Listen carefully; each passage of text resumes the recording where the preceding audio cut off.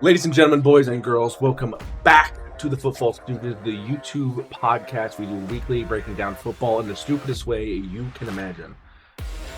And boy, is it stupid. It's about to get very stupid up in here. Shout out Spotted Cow. Drinking beer I was able to get in Wisconsin, Hey-o. so Hey-o. don't have a ton of it because you can only get it in Wisconsin. I live 2 states away, so yeah. We got a lot to cover this week. Should have grabbed the thing of Moon Man too. A lot to cover this week. good stuff. Breaking down week 7, going into week 8. We're getting into the later part of the season for college football. We're definitely into the mid-season now of NFL football, so there's a lot of stuff to look at, and we'll be taking a look at the standings, and they're wild. The standings are very wild. But I cannot do this alone, so as always, my compatriots in Studry, always by my side. First off, the one, the only, the Mastodon. The AFC standings look like they were 2005. Yeah, you forgot to say 99%, You can't do that every time. But yeah, they do. The standings look reminiscent of when you were, graduating college. I'm sorry, that was a softball one. I gotta do one every once in a while. That was a good one. College. He was in his mid-30s by then. All right. God damn it, shut the fuck up. Next up, he's back. I was back last week. Do you have short-term memory, you goddamn old man? Even Mastodon is not even that dumb. We're winning football games, baby. All right, that's enough. Yeah, welcome back, Mamba. I was here last week. Yeah. Welcome back, Mamba. You basically just aren't here, so. Also, it's finally nice that the Bears are good. 4-2, baby. Let's go. Incoming 6 Wow, season left. streak. All right. I thought they're 4-3. Oh no, they had a bye week. 4-2. Next up, it's Lil Cheese Curd.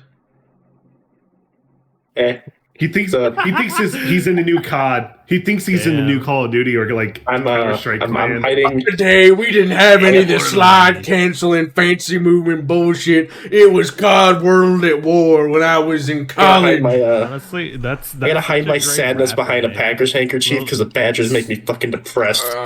Little cheese curd. Little Cheese Little- Curd. I know I said I wasn't gonna drink until they little scored, spotted but cow. Little Cheese Curd, Little Spotted Cow. I mean, you're just Little young, man.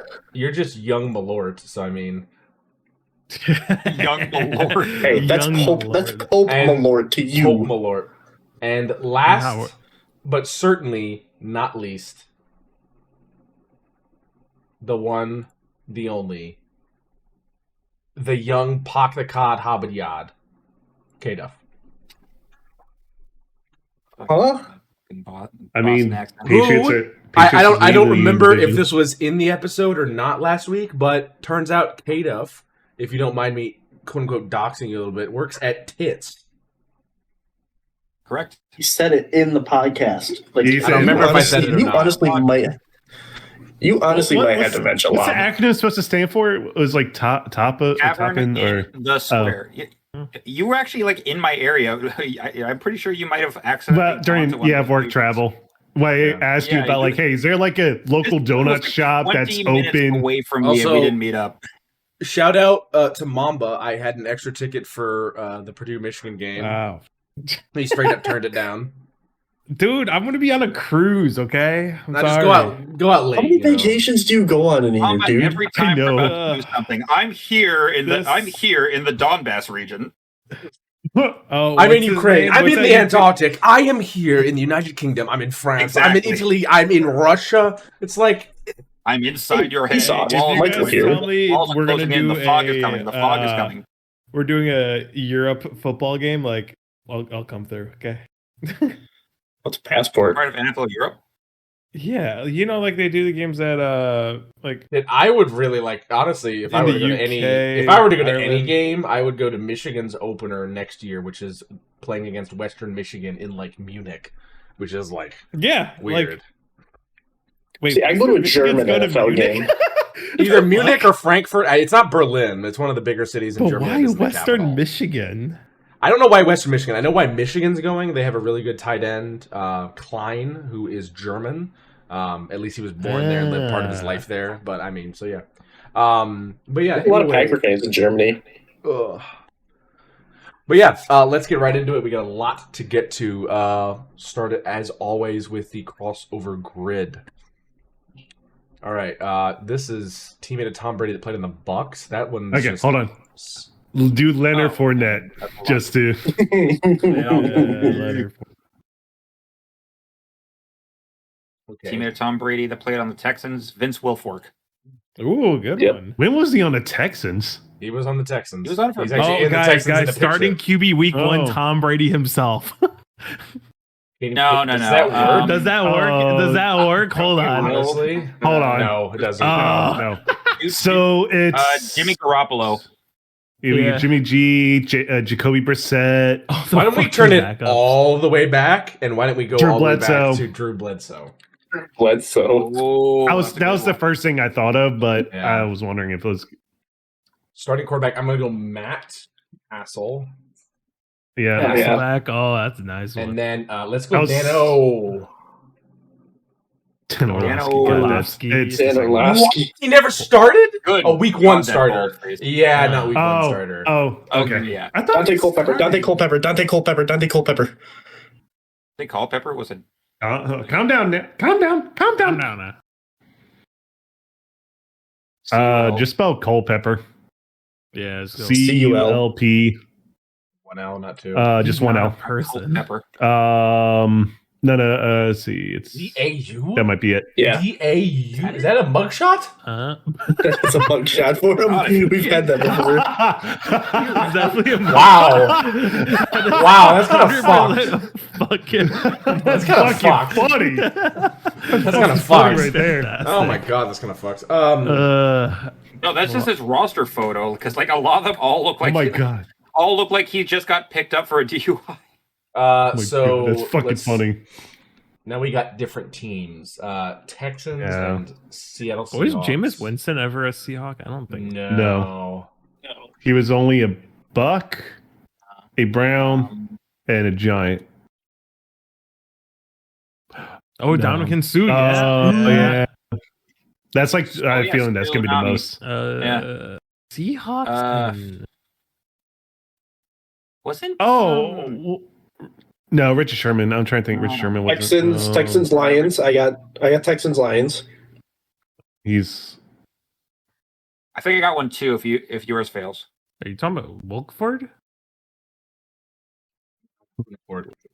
No. So no. Texans, Lions, Amendola. Oh yeah, I forgot he was Yeah. on both. he's been around like Wow, Yes. that is a deep cut. Oh.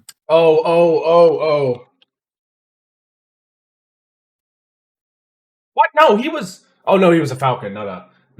No, Wrong bird. he was a Falcon and Seahawk. Patrick Kern wasn't ever a Texan. Oh no, the Seahawks. Oh fuck. I've got the Green. I got a Green Bay player for Seahawks, Texans. Amon Green. Ahmad. AHM. No, not Ahmad. Amon. Oh, Amon. N for November. Now we need one last one. Buccaneers and Seahawks. Let's think here. Oh, Richard Sherman. Oh fuck yeah. I thought he was not on the Bucks. Wait, no. Oh, he was. It was. Wait, when was he a Buccaneer? Hold on, I'm Googling. I think he was there for like a year or two. It was in the twilight Yeah, of but his I'm career where it trying- was like ooh, a little creepy. The fuck? Oh, creepy. Who Hold on, else? hold on. Who else could have Scrolling down, taken that scrolling down. slot? I'm curious. Are you able Signed to see on who else? September 2021. Didn't really do much and was on injured reserve by January. Marquise Cooper. That doesn't work. Yeah. All right, Marquise Cooper played for Tampa and Seattle. we'll do a We've quick. got Michael Bennett too.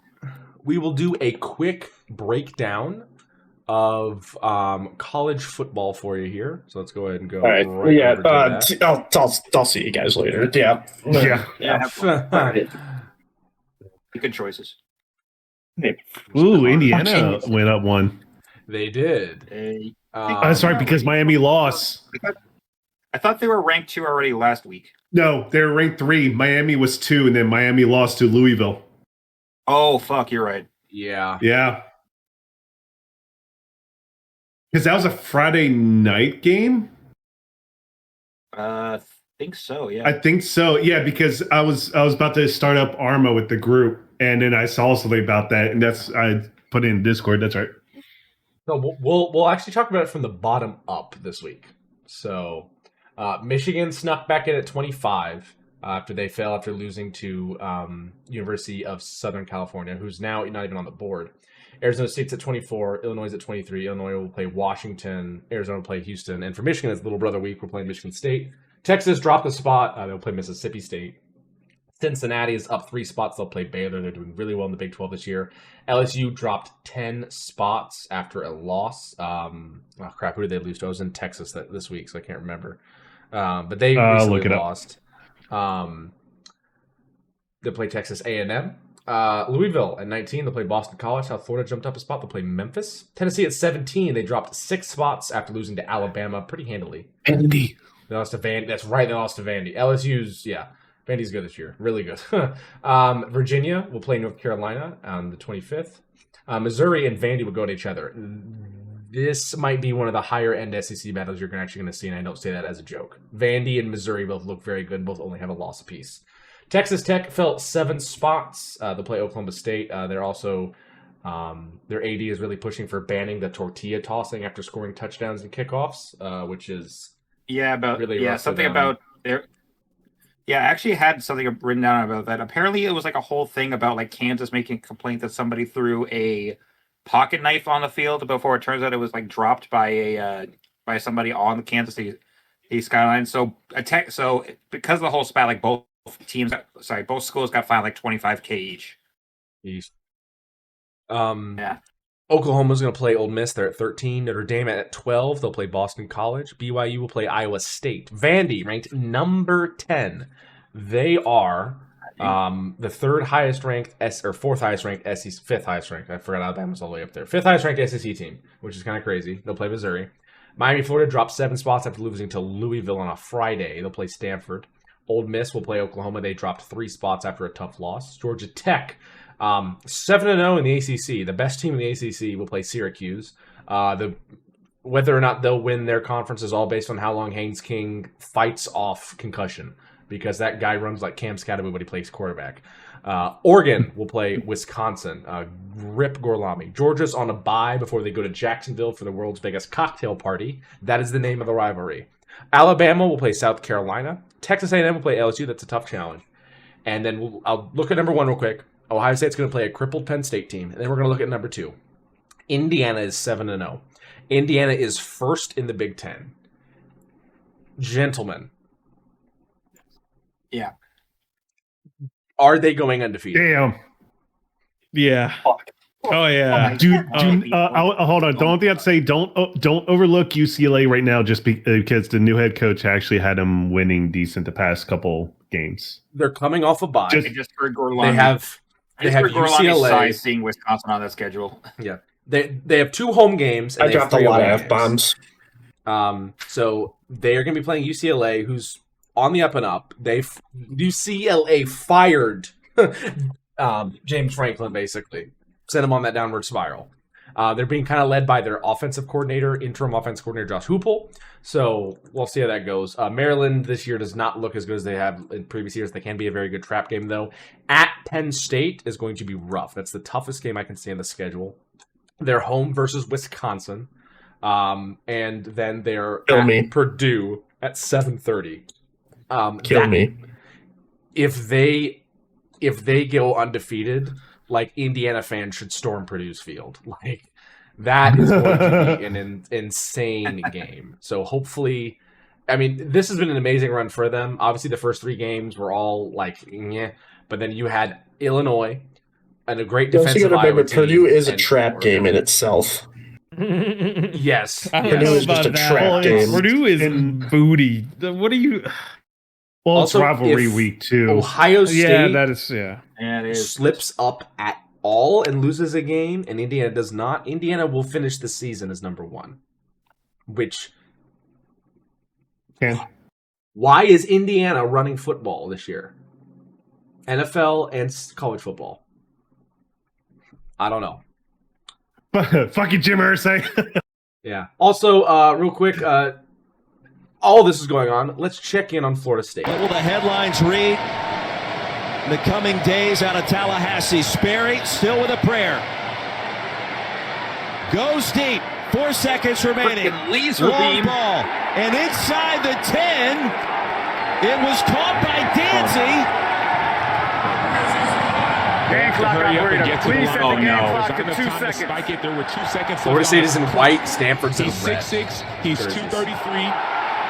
The snap gets away. you Sperry got picks it up. Gotta go to the end zone. Wait, on what? the way. What?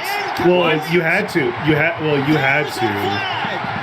Pass interference. What? Defense That was pass interference. Yeah, Look at obvious. that is pass I mean, yeah. interference. Textbook. Yeah. Let me look at it. All At the over 2-yard the line. before he's even putting his Automatic hand, first ball's even down, in the Florida air. State. Sawchuck in the Bruh. backfield. Sperry And on the untimed short down. pass. Did he get there? No Game fucking is not shot. over. Did he get it? The ruling on the He went down field before. is the ball carrier is short of the goal line. The ruling on the Oh. field, the runner being short of the goal line is upheld. There's the ball game. Damn.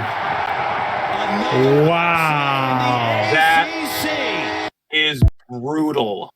If you have Florida State 1 fans, yard short, more like please check on one them. pubic hair short. Like Jesus Christ. Too big hair. We're gonna check on Florida State fan. What about me? What about me? No one. I'm cares. You already suffering. know you're on suicide watch. bro, Relax. I'm a Look. Purdue fan. We've been suffering for many So, years. Okay? so Florida State was basically a quarterback injury away from making it into the college football playoff, and since then they have literally just plummeted from heaven, just like a lightning bolt, just into the ground. Okay, you have not been relevant since what? Jonathan Taylor was at Camp Randall. Oh, Russell Been Wilson. relevant since I think maybe 2022. Russell Wilson. Yeah. When was the last time you were Yeah. in the Big Ten championship game? Weren't there still divisions in the Big Ten at that point? 2018, I think. Yeah, there were still divisions in the Big Ten at that point. All right. This goes further than We Luke had one of the Fickle. I longest- hope you know. Their last. No, What do you they're think? still making bowl games. Oh, 2019. Excuse me. I'm blaming on the fact that Anyone can make I'm blaming on the fact he's an Ohio guy. He just wants to see us suffer. Yeah. All right. With all that out of the way, now on to KDF News.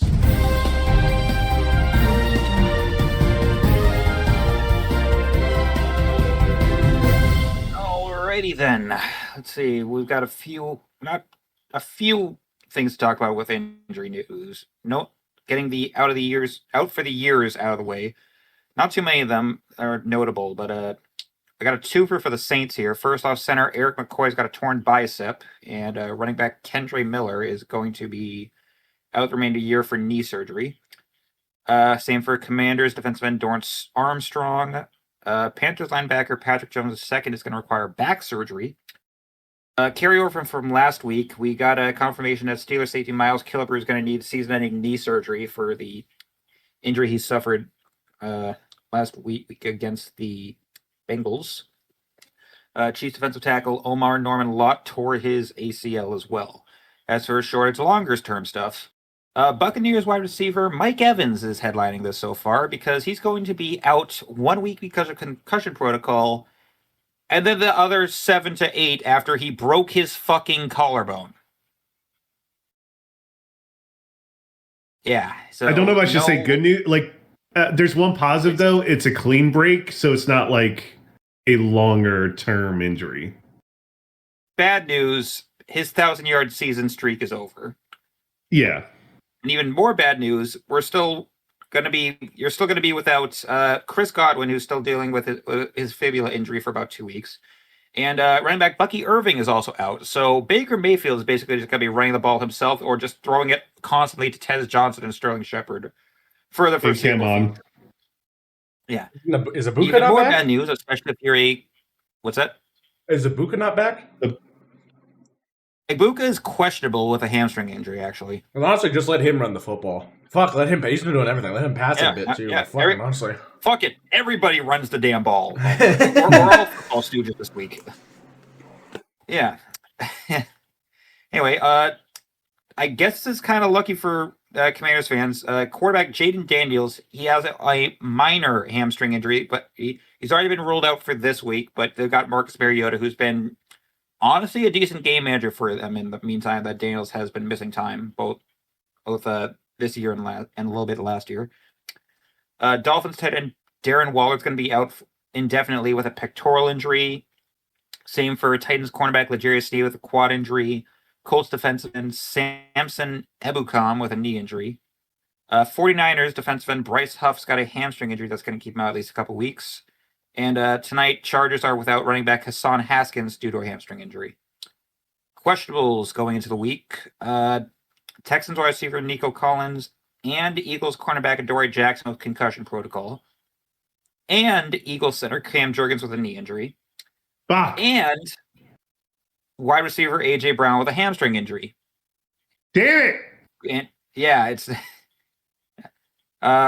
speaking of hamstrings, we're on Lamar Jackson watch as he's expected back from that.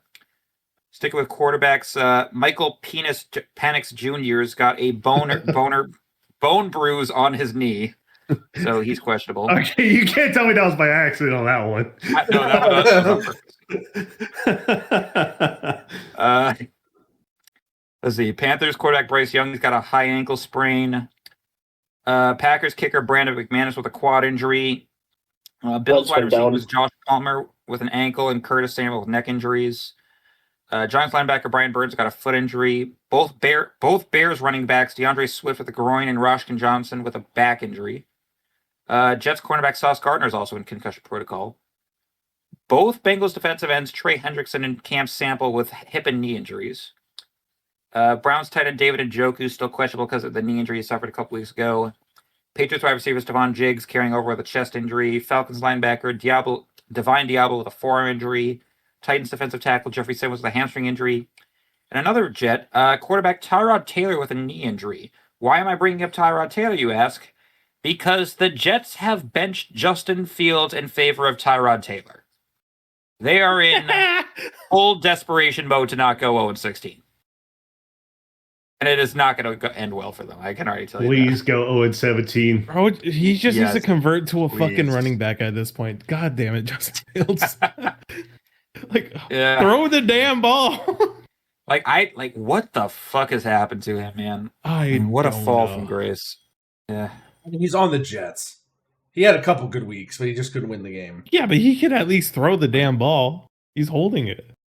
He's been holding it. No one's open. They double team fucking Garrett Wilson, and no one's open. Garrett Wilson's hurt too. On top of that, yeah, I'm pretty sure he is. Yeah, dude, my fucking fantasy league. I'm getting cooked this week. All my best players are either on bye or questionable, or out. It's fucking rough. And no. Yep. Anyway, signing and re-signing stuff. Patriots have claimed former Chargers defensive end Caleb Murphy on waivers. Eagles. So actually, this one's actually a return because I was going to save this for last, but I accidentally read it by accident.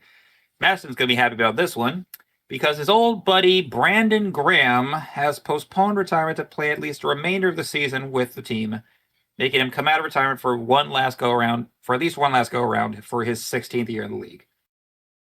I don't know about that one because it's not like the defense needs. It's not the defense the problem. It's a fucking offensive coordinator. Yeah, Patullo needs to go. Can you put him in the retirement home in Graham's place? Yes, a possibility. Fucking him and Sirianni are butt buddies right now. Yeah. Sticking in the NFC North, we've got a couple. Well, sticking in the NFC in general, actually. The Giants have released kicker Jude McAdamy after his missed extra point in what we are going to talk about as probably the biggest failure so far this year, or biggest choke in general, I guess. And the Falcons have released wide receiver Ray McLeod the third after apparently an unexcused absence from the team. But McAdamy's absence didn't last long, as both were signed, or in McAdamy's case, re-signed by the Giants, because they apparently just need anything they can get to try and not get Brian Dable fired, I guess. As for other stuff, no really new trade rumors. We've got some updates on guys that requested trades. First off, Raiders wide receiver Jacoby Myers. He's a requested one like back before the season started. He's apparently still looking for one, but just still trying to stay professional about it, which is admirable. As for one that's probably going to make Lob wince, linebacker Logan Wilson has requested a trade from the Bengals. I mean, he hasn't been doing great, and it's kind of been a lot of the duties have been handed over to younger guys, and so he still thinks he can contribute, which I feel like he can, but like at this point, it's kind of been rough for him in Cincinnati this year. Okay. Let's see. Other miscellaneous, not too much for miscellaneous news. Because first off, Broncos linebacker Dre Greenlaw, his suspension for one game has been upheld after he was apparently like chasing down and having a pretty aggressive argument with a referee after the game. As it turns out, that referee was an old friend of the podcast, Mr. Brad Allen, or as I like to call him, the Angel Hernandez of the NFL, who just decided to, even after the game was over, just throw the flag anyway. For just Dre Greenlaw getting up in his face. Which, I mean, I get it. Like, Greenlaw's a fucking scary guy to have running up on you like that. Apparently, like, I originally was going to write this like the fuck Brad Allen, you do it and that all over again. But apparently what has come out is that he was apparently threatening or like making some like very threatening comments towards Allen for some calls that happened during that game. So maybe there is a little bit of reasoning behind it. Let's see, we already discussed the Texas Tech and Kansas drama. What the hell is happening in the game right now? Yeah. That's all. Did they just scoop and run it back? It might be a forward pass, but they didn't blow the whistle, so they're letting it go so they can review it. Which I'd rather have that than like immediate whistle. Anyway, let's see. Just two last quick things. This one is going to.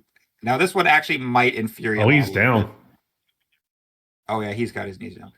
Last week's Thursday night football game between Cincy and Pittsburgh, or as it's being dubbed, the Icy Hot Bowl. It has been the cleanest pocket a Bengals quarterback has thrown from since 2018, with a less than 25 pressure rate. Yeah. With that O-line against TJ Watt, Cam Hayward, and Alex Highsmith. Well, actually, no Alex Highsmith. He's out. My point being, where the fuck was this when Joe Burrow was healthy? No, it's been there. It's the same guys. They're not even. There's no Alex Kappa either, who had a rough start at the time before. But in many cases, defenses are able to pin their ears back because Burrow won't turn his back to the defense and won't take plays under center. And Burrow holds onto the ball too long. Those are his three flaws that I've seen that really are the only flaws that I've noticed in this game. And allows defenses to just pin their ears back and go. Okay. Maybe or Joe Flacco told. I was about to say, like, maybe it looks different when you have elite quarterback Joe Flacco under center. No, I was about to say Joe Flacco probably threatened O-line for something to be like, fucking block. Probably. He walked into like a room with the O-line, just like, guys. He didn't even threaten. He's like, guys, I got kids. And he's just like, there's like tears welling up his eyes. You know what else I got? This 9mm. Anytime I sack somebody. Jesus Christ. So random. Okay. Okay, and finally. One last quick thing to end on a slightly sad note. Former Buccaneers running back Doug Martin passed away this week at the age of 36. Played 6 years in the league with the Buccaneers and Raiders, ended his career a one-time first-team All-Pro, two-time Pro Bowler, had 5,100 rushing yards and 1,200 receiving, 432 career touchdowns. That's all I got. Thank you, Kaduff, for that informative Kaduff news. We are now back. Hold on, I am trying to find something right now. Talk about. Is it the Jaguars' reason to try and continue the season? No, it's this. This is Orlando Brown's 2-point stance. This is not him twisting his knee and getting ready. This is how he positions himself before the ball is hiked. Yeah. And he doesn't. I mean, he blocks fairly well, but at the same time, this just looks painful. I don't get it. I mean, if it works, it works. Like Gorlami's jump shot, but it looks ugly. I have a jump shot. I was a wrestler, remember? I know. That's why it's ugly. Yeah, but all right. Here we are. Once again, across the pond in London. And the hometown team, Jaguars, because this is basically their second home, got fucked bad.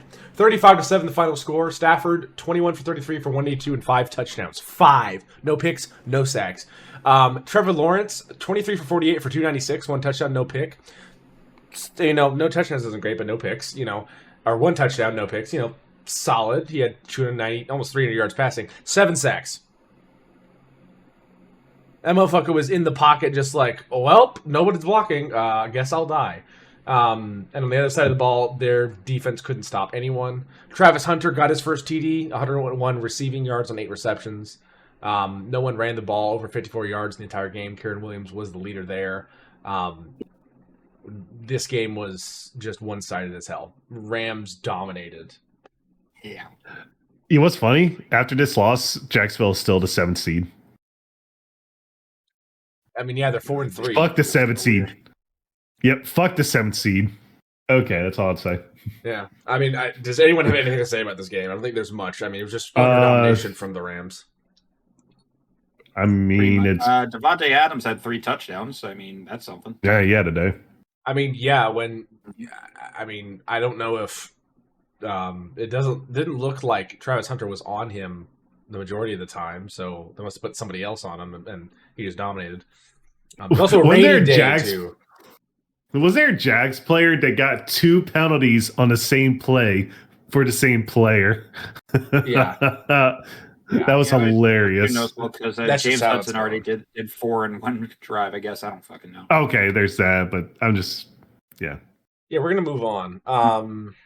Mamba. Here we go, baby. Oh, Mamba. You got to win. The Monsters. I mean, it looks better than last year. I mean, there is improvement. That's what you want. There is improvement, yes. Yeah. 26-14. 4 in a row for you? 4 in a row for them. Yeah, because they started 0-2, and now they're 4-2. So that's really good. And if the game continues like it is right now on Thursday night, the Vikings will be the bottom of the division, and the Bears won't be, which is the first time since the start of any season in the past 3 years the Bears haven't been at the bottom of the division. I love Ben Johnson. He's such a good man. Yeah. And on my Jansen. Johnson. All right, we can stop that. You want me to talk about this game? Yeah, give your thoughts to the resident Bears. All right, our defense is fucking cooked, bro. I mean, not cooked, but like they're fucking like they are insane in the membrane. 3 picks on Rattler. Rattler's been playing good football all season, and then Bears rattled the Rattler. So what's Spencer Rattler you watching? Rattler was playing well. Okay, the Saints' problem is not Rattler; it's everything else. Rattler's been decently good. No, he's. I've been hearing some games, other games. I mean, I would put Bears Spencer Rattler. In my opinion, I would put Spencer Rattler in the bottom quartile for. Also, what the dude? Our center never snapped the ball to Williams. He just held it in this play. False start. Everybody. It wasn't even a false start. He snapped it, but he kept the ball like. He never let go of the ball. He just held it the entire time.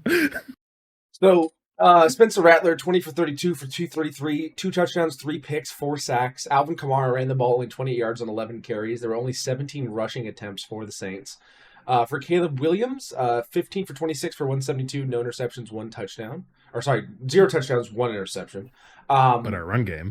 Yes. DeAndre Swift, 19 for 124 and a touchdown. And Kyle... how do you say that? Mungai, I think. Mungai, yeah. Mungai? Kyle Mungai, 13 for 81 and 1 touchdown. I mean, he must be a mushroom because he sounds like a fun guy. So, like, over 200 rushing yards between 2 players, and both of those are running backs. That was a dominant offensive line. Again, Joe Tooney was a great addition along with the others that brought in through free agency here, and this O-line is much better than it was last year. Awesome. Oh, that's great. I'm loving the O-line. It's not. I mean, there's still some flaws with the O-line, but it's a much better than last year's. Oh yeah. Winning games now. Like Ben Johnson looks like he got the culture correct, and what you want. Yeah, he did. Want improvement, and they're showing improvement now. You can start to figure out.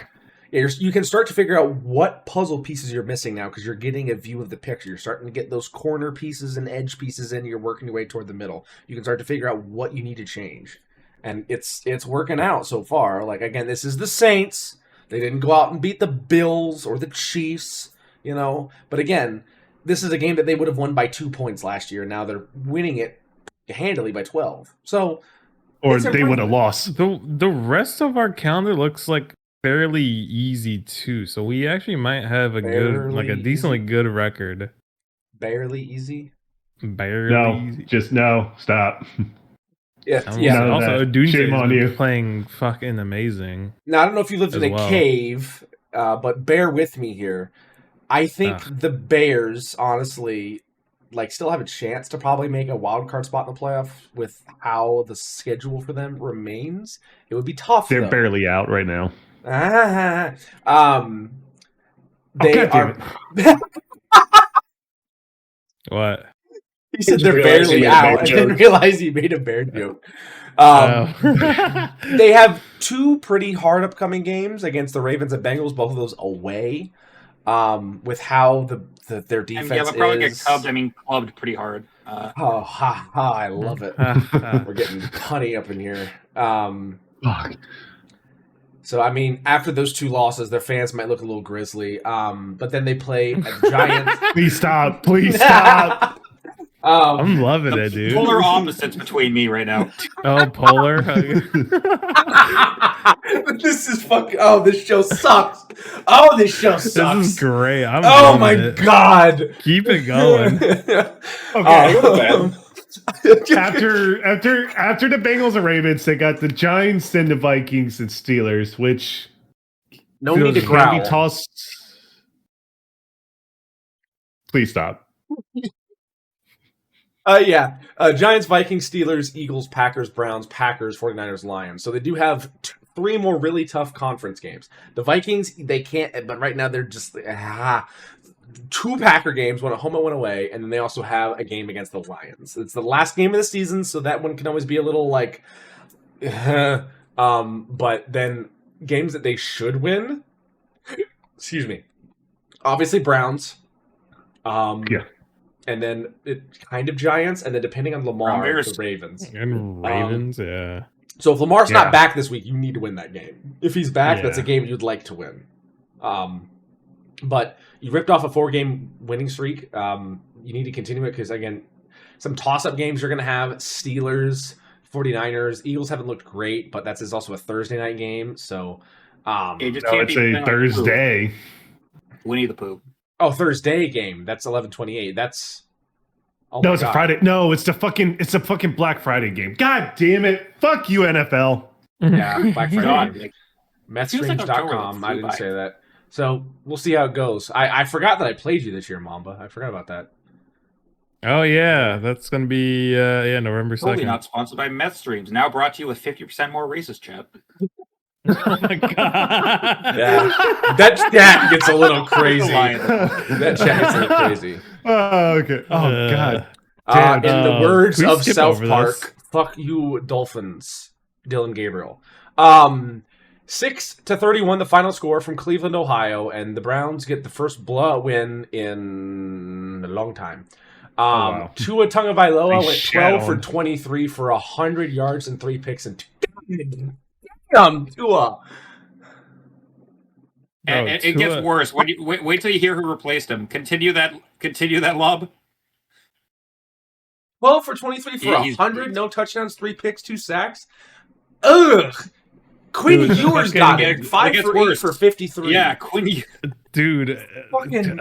Fucking Mississippi mudflap. This light Quinn Ewers. This too much CTE on his brain. He's cooked.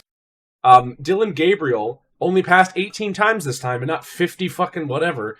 13 for 18 for 116 and 2 sacks. Achan 13 for 82, and Quinton Judkins 25 for 84 and 3 touchdowns. So you got yourself some running back, Browns. Receiving, the Miami leading receiver was a guy named D. Eskridge. Who? D. Eskridge? Really? Yeah. Malik Washington, Tanner Connor, Nick Westbrook, Akine, Devon Achan, Jalen Waddle was down for 1 for 15 with 4 targets. Ollie Gordon the second, 1 for 2, and Julian Hill the bottom, 1 for 1. It would be hilarious if the Dolphins were to be the first defeated and undefeated team. However, they've already won a game this year, so that's not even going to happen. So this season is an absolute waste. I don't know what else Miami's front office needs to see in order to light the dynamite, but this team needs to be blown up. All right, purge the front office first. Get Greer out of there. It's just purge the whole fucking thing. Chris Greer's got to go. Tua's got to go. Tua, Waddle, Waller. They got to see if they could get something. McDaniel, Waddle, honestly. Yeah, we got McDaniel. Waddle. For Waddle, who is get 26. Something for Achan. Yeah. I mean, you could probably get something around a 3rd to 4th round pick. Probably. There's nothing to go from with this roster right now. And it's going to be starting, and also it's first, you got to cut off the head of the snake, which is going to be the front office. And McDaniel, I think. I'm not. That's why I said start. Yeah, you got to get some picks. Yeah, something.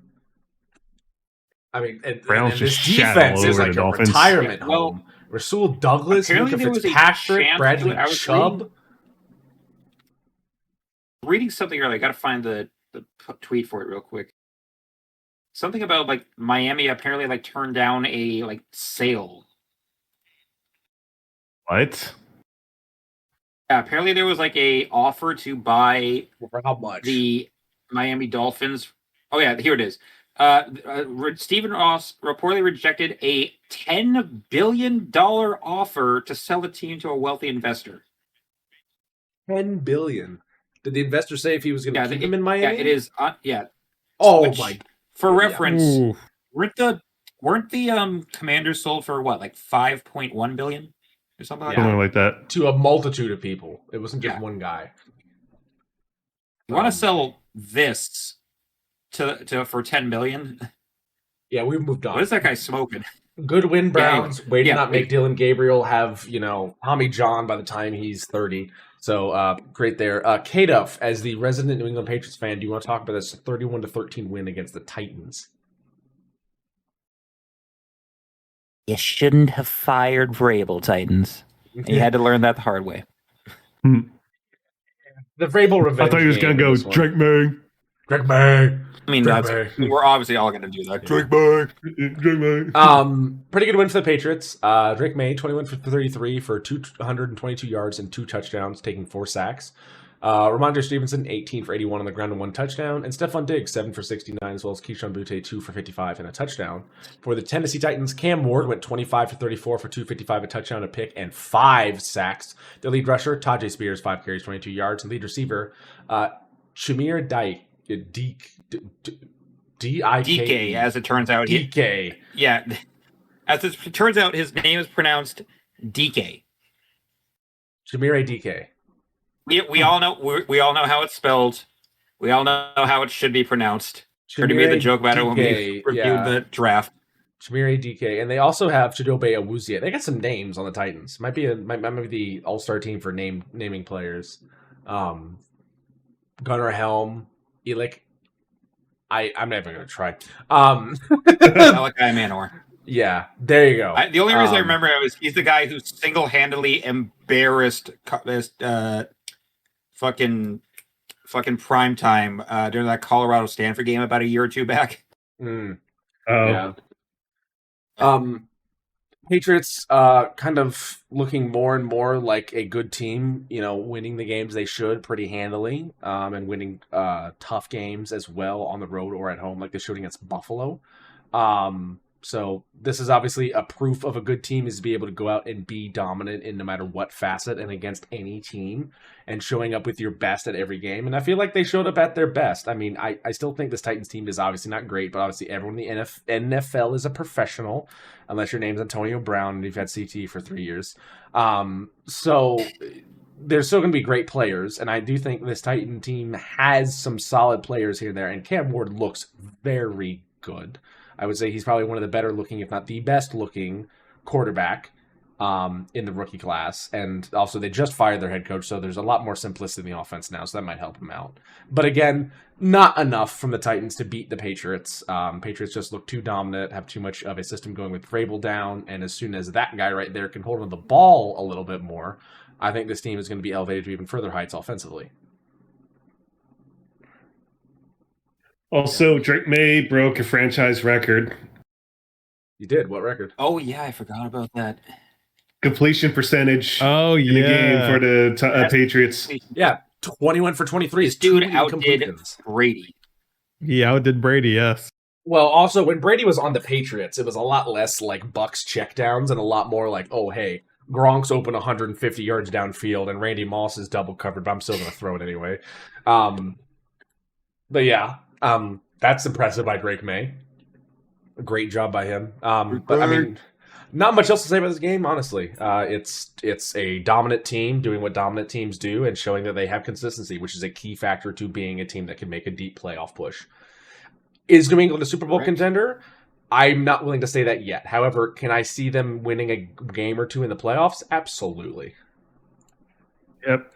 Also, nobody knows who's a playoff contender. Talking about not a playoff contender, the fucking Raiders. He's a playoff contender, yeah. And they're not the Raiders. Kansas City had more yards in one drive than the Raiders had. Was it the half or the whole game? I think the whole game. Look. No. Maybe. They had 70 yards passing and 25 rushing, so that's 95 yards. So if they started to drive at the 4. Okay, it was almost. Yes. Almost. Yeah. But Geno Smith, 10 for 16 for 67 yards, 1 sack, no touchdowns, no picks. Kenny Pickett came in. That's all you need to know. Patrick Mahomes had 286 passing yards, 3 touchdowns, and a sack. He went 26 for 35. Pacheco, 15 for 57, and a touchdown. I thought Kenny Pickett ended up on the Raiders. Travis Kelce, 3 for 54. It was their lead receiver. This was just, again, a upstart Raiders team. First season with a new head coach. Definitely with a quarterback that I don't think is the option for them going forward, playing their starting position. And they just don't have a lot of things going for them at the moment. This was a rough one for them. But again, this is a team that is young and needs to be rebuilding and try to fit some puzzle pieces into the, they're going to stay here kind of thing. Obviously, Michael Mayer and Brock Bowers, when he's back and healthy, and Asogenti seem like guys that are, going to be here for a while. Maybe Jeremy Chin, obviously Max Crosby, Jamal Adams, maybe even their receiver, Jacoby Myers. He's looked pretty good. But I definitely think the biggest issue for this team right now... Yeah. After this game, who wouldn't? But I definitely think in this game and for this team, I think you need to figure out who's going to play quarterback. Obviously, the rest of this year, it's just going to be whoever. You're 2-5. Doing anything in the rest of the season is a pipe dream. But the biggest thing you need to be able to do in order to start winning games is find out who your cornerstone is, your quarterback. That's what the Patriots did. Now they're looking great after Drake May's is this his second or third year now? Second. This is his second year, and it's already like, well, they're going to make the playoffs. It seems like they've already beat the Bills in Buffalo, and that was with a team that just needed that puzzle piece and to start churning the rolling the stone down the hill kind of thing. Get things moving. You just need a cornerstone that you can rely on, and that generally is a quarterback. As much as Max Crosby can do defensively, he can't go out and lead a drive 95 yards down the field for a touchdown. So, Not much else to say here. This was kind of just a foregone conclusion personified. You're fucked, Raiders. I mean, it's Pete Carroll's first year with the team, and he inherited this team. He didn't build this team; he inherited it. So a lot of it's good. God, Lee, I wish Michael Mayer was a Bengal. Did you just see that? But I still think Mark Davis is just an idiot. Oh, absolutely. Look at the size of that guy. Holy shit. Mike Myers fucking. Ugh.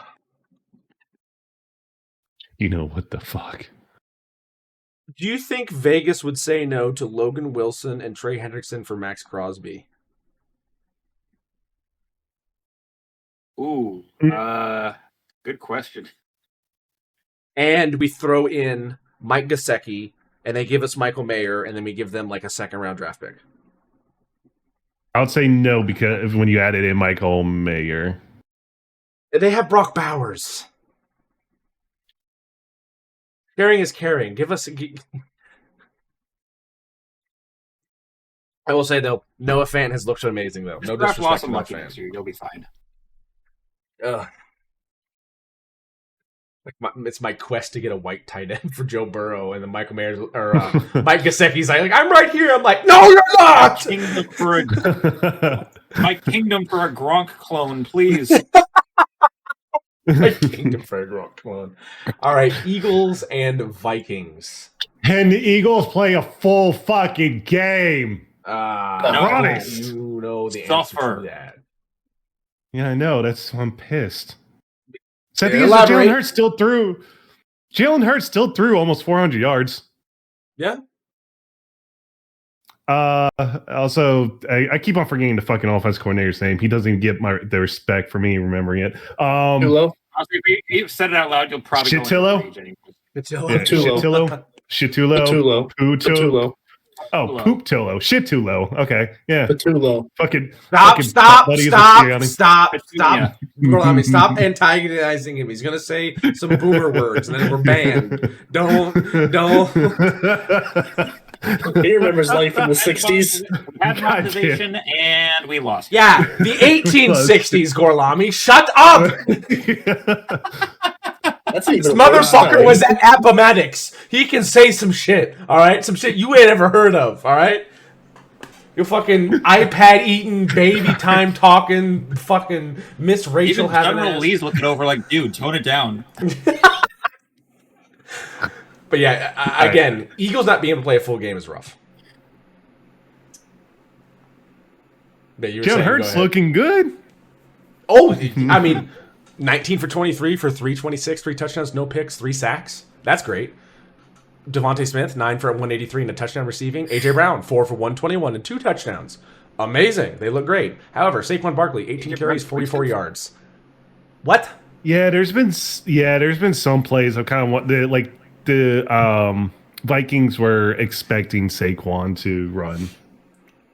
So some of the play calling. I'm not blaming the defense because if you're going 3 and out for like 4 straight drives, your defense is going to get tired. Absolutely. Yeah, that's fair. And how's that revenge game 2.0 for Carson Wentz? Remember, they beat calling Carson Wentz. A revenge game? Some people were. Were those people drunk? Yeah, what? I don't know. I don't know. It might have been ESPN or something. I don't know. Called it that, so maybe. I don't know. Well, I mean, this is the second time he went face against the Eagles. Yeah. He was on Washington when the Eagles sacked him like 9 times. He's already been on enough teams where you could call a lot of things revenge game. He's Vikings are playing the Colts, revenge game. Oh, they're playing the Commanders, revenge game. Yeah. 49ers, playing the Chiefs. Holy Matt Milano sawed in half, absolute belt. Yep. Oh my! Look at. Was that Jordan Davis or was that Jalen Carter? I couldn't tell the number. It was 98. How did that man not vomit up his intestines? It was 98 right here. I'm asking that same question in this game right now. He's getting murdered. right here, Mason, right there. Yeah. I'm trying to remember. The numbers. I'm trying to remember. So it might have been Jalen Carter because Jordan Davis is 90. You guys keep on going while I'm looking it up. Jalen Carter. That was Jalen Carter. Jalen Carter. Okay. So it wasn't as bad as it could have been. Jalen Carter is a big guy. It wasn't Jordan Davis. If Jordan Davis hit you that hard, I don't think you'd be alive. I think your spinal cord would have disintegrated because of the impact. For the Vikings, you're 3-3, and you're starting to waddle into this perpetual gray area of mediocrity. Holy arm punt. Yeah. Obviously, Wentz has looked good in certain situations. I mean, he went 26 for 42 for 313, 2 picks, 2 sacks here. So not a great day for him. And Addison was a great job receiving, 9 for 128, but rushing the ball, Mason 15 for 57 and a touchdown. This team can't put together something consistently offensively without turning the ball over to save their lives this game, and it just led to a collapse. And this Vikings team has been, 1 week amazing and the next week horrendous. And they're still not even playing with their starting quarterback technically in J.J. McCarthy.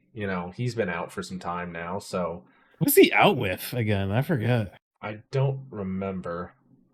Dude's what had to do with the leg? He had an ankle sprain, and then I think everyone something was else. All over the hype train week 2 when they came back and beat the Bears, and now it's like he's injured last year again. No one cares. I mean, yeah, it's something with Darnold who was cooking over there. So you got Darnold Cook. Yeah, you had Sam Darnold cooking. He was out cooking in Seattle. And Wentz has been okay in this offense. So they're probably not trying to rush McCarthy back. Yeah, so it's a 6 week it was his 4 to 6 week injuries to ankle sprain. Yeah, plus he also became a dad, at the week after he went out, so maybe they're giving us a maternity leave. I don't fucking know. There's and another arm punt.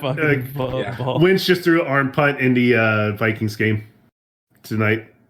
Okay, bad example.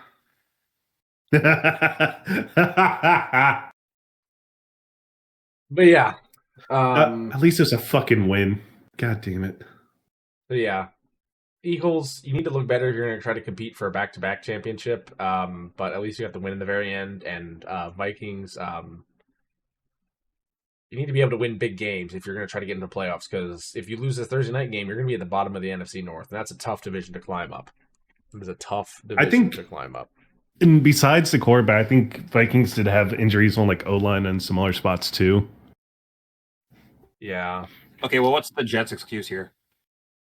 0-17. 0-17. Yeah. 0-17. Worse than they did in London. This game happened. Are you going to show something? My streaming doesn't even want to look at it. Say with me, everybody. JETS suck. 13-6, the final score from MetLife. The Panthers are able to get the win.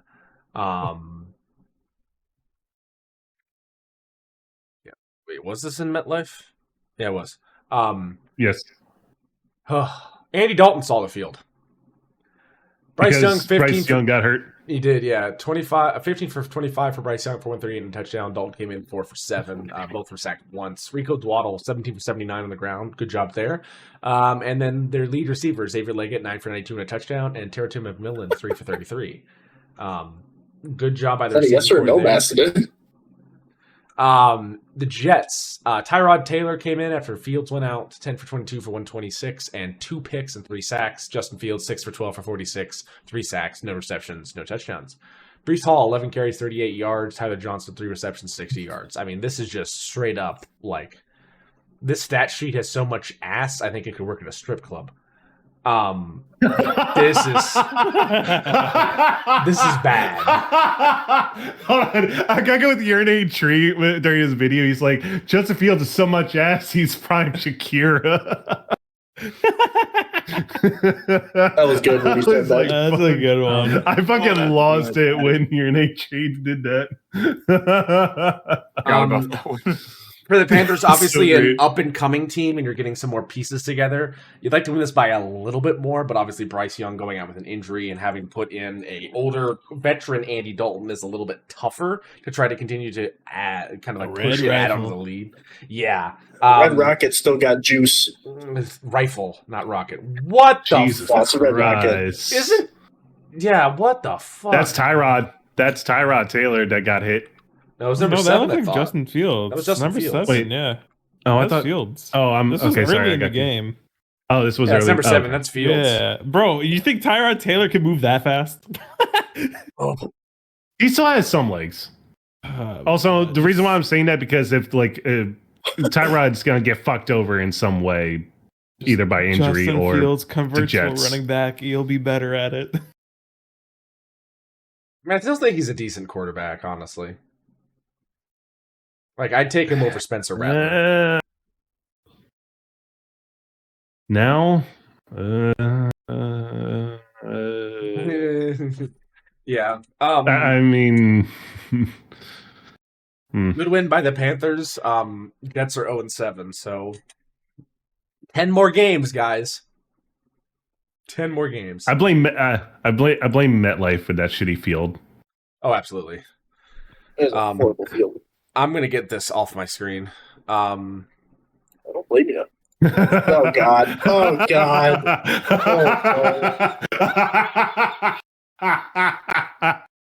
So, Giants and Broncos. The Giants were winning this game going into the fourth quarter pretty handily.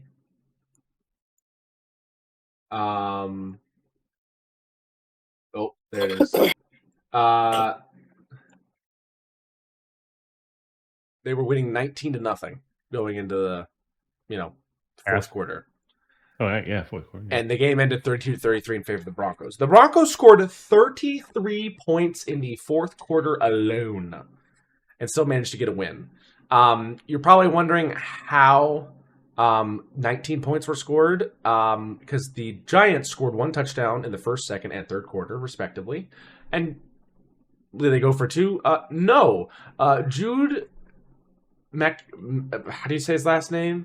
McAntony? The ginger kicker. Doesn't matter. I'm not saying that because I'll slip up and we'll be gone. The redhead kicker. Yeah. Jude McAtemy went out and went 2 for 4 on extra points. Yikes. In a game that you lost by 1. Not great. Jackson Dart, 15 for 33 for 283, 3 touchdowns, 1 pick, 4 sacks. Scattaboo, 16 for 60. Wanda Robinson, 6 receptions, 95 yards, and no touchdowns. For Knicks, 27 for 50 for 279, 2 touchdowns, no picks, 2 sacks. J.K. Dobbins, 14 for 81 on the ground, and Cortland Sutton, 6 for 87. This was a comeback for the ages for the Giants, or for the Broncos against the Giants, I should say.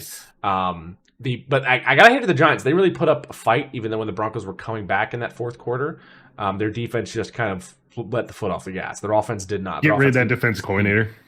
Their offensive capabilities were, oh my goodness, Brian Burns. Oh my gosh, that was fast. This comeback was, this comeback was actually insane. Oh, you want to know what was winning? The chance of winning, the Giants actually had until the Denver won it.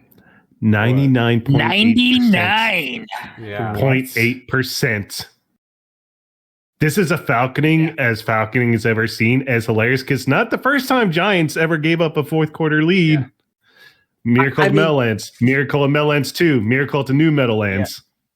But I don't think Miracle of the Meadowlands allowed 33 points in a single quarter before. The sad part about this is that nothing of this is on the Giants' offense. The entirety of this game rests on the defense falling apart in the fourth, and the special teams just fucking missing extra points. I think Burns even knew that too, because there was footage of him going in the locker room screaming at the top of his lungs, like throwing his arms around, to the point. Apparently, even after that, because I think we've all seen the clip, Like he stayed hot for about 15 minutes after that, according to the guy who was on the other end of the camera. I mean, you probably get pissed at defensive coordinator because apparently defensive coordinator is a dumbass. I mean, when Denver got the ball back, when Giants took the lead, before Denver kicked, they did prevent defense. It's like they just need a field goal. Why are you going prevent defense?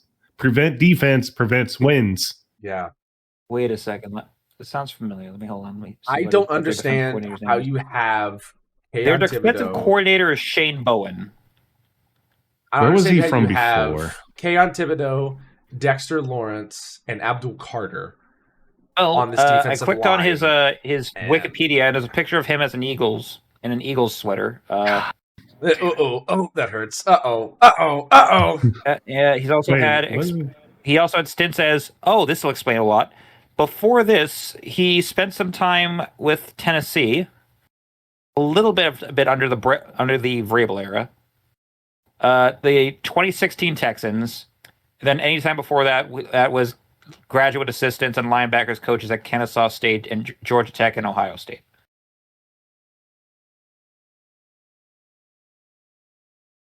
The Houston Texans 2017 sucked. I think his picture on his Wikipedia page looks like look like a homeless Ryan Fitzpatrick. That's saying something.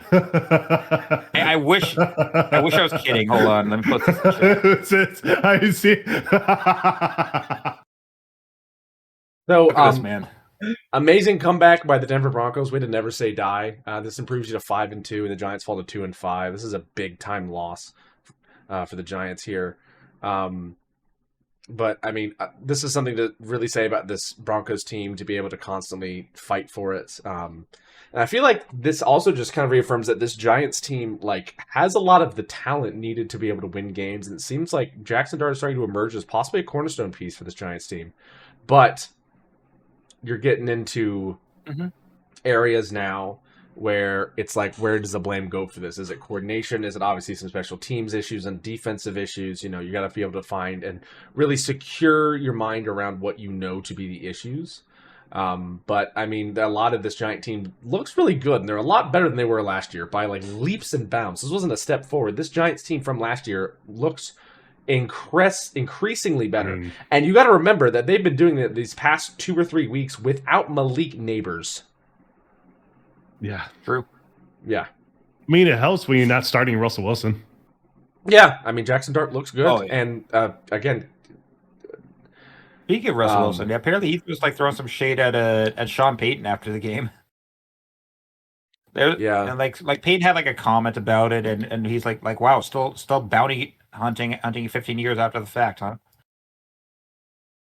I can't remember what was the nickname for Scadaboo and Dart. Dart is Darth Vader. Darth Vader. I mean, he's apparently a Star Wars nerd. Scaboo would just be CTE, man. Yeah. I honestly, whenever I see Scadaboo run, I think of the guy from Rugrats or what like that thing, Wild Thornberry's. I was thinking Star Wars things so if we got Darth Vader, then we got CTE3PO. CTE3PO, that's fucking great. Honestly, I think the Juggernaut is a more honest representation of Scadaboo sometimes. He's the Juggernaut. But honestly, Juggernaut, if Ibuka continues to have some injuries going on, I definitely think that something you could see is Scadaboo winning Offensive Rookie of the Year. I don't think it's too far being. He's emerging. I think Scadaboo also has a bigger social media presence, not by his presence, but just by people posting about him. That could happen. But again, Tyler Warren also, these last 3 weeks especially, amazing. So, and they went for 2 here. That's been using a lot in their social media stuff too, I think. Yeah. But great comeback win by the Broncos. Amazing job. We will turn it over. 4 dead in a freeway crash. Oh my god. Colts and the Chargers. He has uniforms. Yeah, the freaking polyurethane yellow here. It's not a great. This yellow. I was going to say piss, but sure. I mean, they wore the right color pants for what fear they feel when Daniel Jones looks them in the eye and says, "I'm going to pass the ball." Daniel Jones went 23 for 34 for 288, 2 touchdowns, no picks, 1 sack. Jonathan Taylor 16 for 94 and 3 touchdowns on the ground. Amazing day for him. And Alec Pierce receiving 5 for 98 and no touchdowns. Tyler Warren though, 4 receptions, 69 yards and 1 touchdown. Nice. Nice. Justin Herbert 37 for 55, 420 pass yards, 3 touchdowns, 2 interceptions, 3 sacks. He was also their lead rusher. 6 for 31. Kamiki Vidal, 9 for 20 was his rushing stats. Receiving, Orandre Gadsden II. Who? Yeah. 7 receptions, 164 yards and a Exactly. touchdown. What the? Who are you? Who the fuck are you? Apparently a rookie out of Syracuse. Yeah. Behind him, Keenan Allen, 11 for 119 and a touchdown. Yeah. That was weird. I think the only thing worse in this game than the Chargers uniforms was their defense stopping the pass. Tyler Warren was running short routes all over them, constantly getting open. Jonathan Taylor opened up run lanes and also caught the ball very well. He had over 120 all-purpose yards. Daniel Jones continues to further cement his candidacy for MVP, which is just fucking insane that those words came out of my mouth, because knowing what he did last year and this year, it's like 2 different guys. Like the Daniel Jones of last year would have taken that. Daniel Jones would have taken that snap last year and like tried to grab it, then just fallen on his face, broke his helmet open, farted loudly, and fallen over and torn his ACL. This year he picks it up and gets a positive gain. Like what? Like, I mean, it helps. We actually have an offensive line. I mean, yeah, this offensive line is phenomenal, led by the great Quentin Nelson. And Jones has time to do what he wants and the ability to hand the ball off and get positive yards because this offensive line is dangerous. But again, Indiana is currently running football. There's the top seed in the AFC, and Indiana College, as we talked about, is number 2 in college football.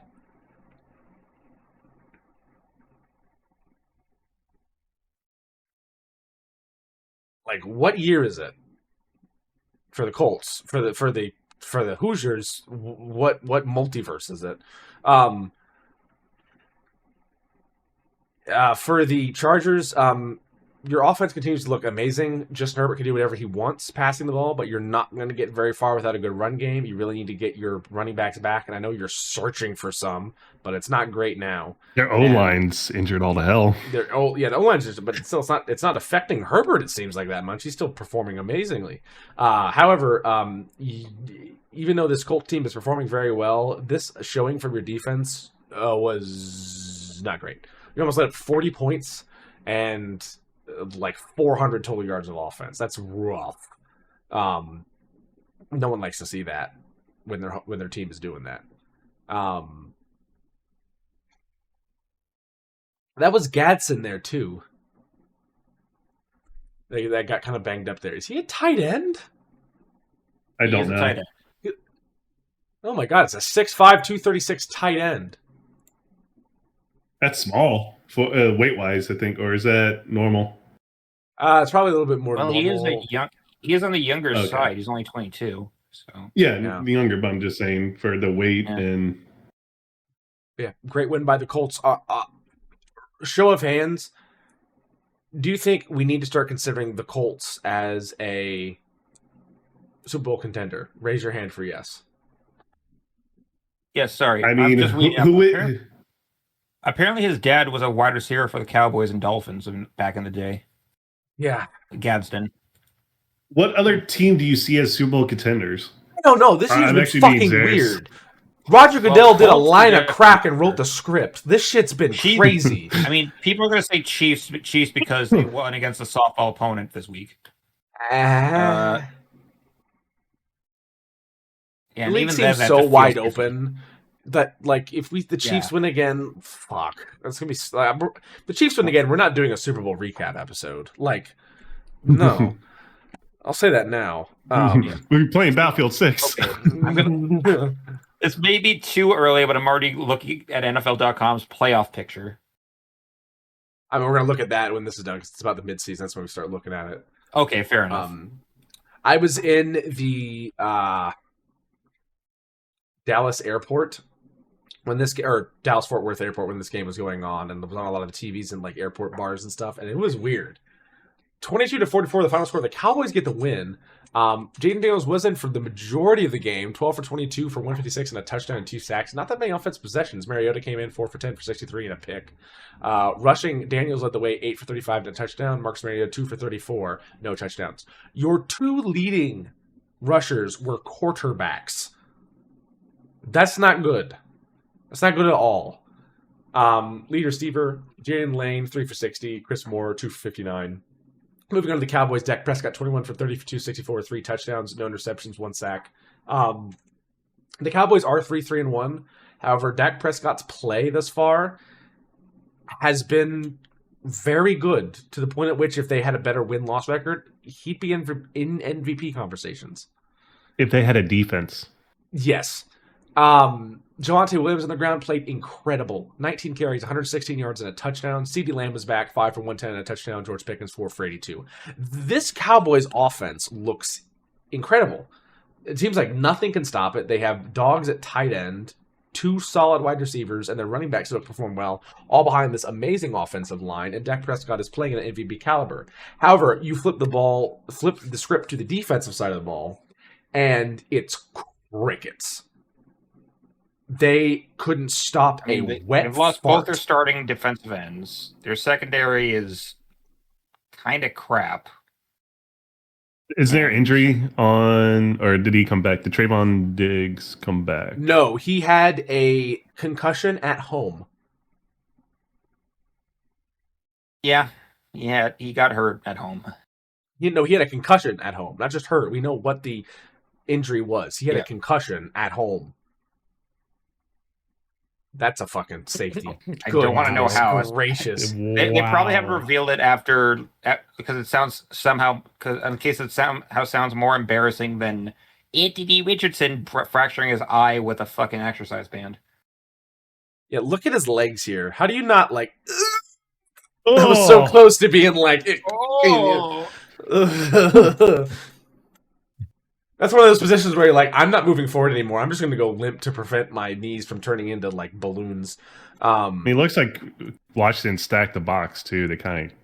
Well, I mean, when you're on the 1 yard line, yeah, we're in what? Yeah, but I'm just saying. When I play Mamba in college football and I get out the 1 yard line, you best believe I'm running 46 in gauge 8. Nothing. Yeah, there's going to be some. We're putting the fucking beef in.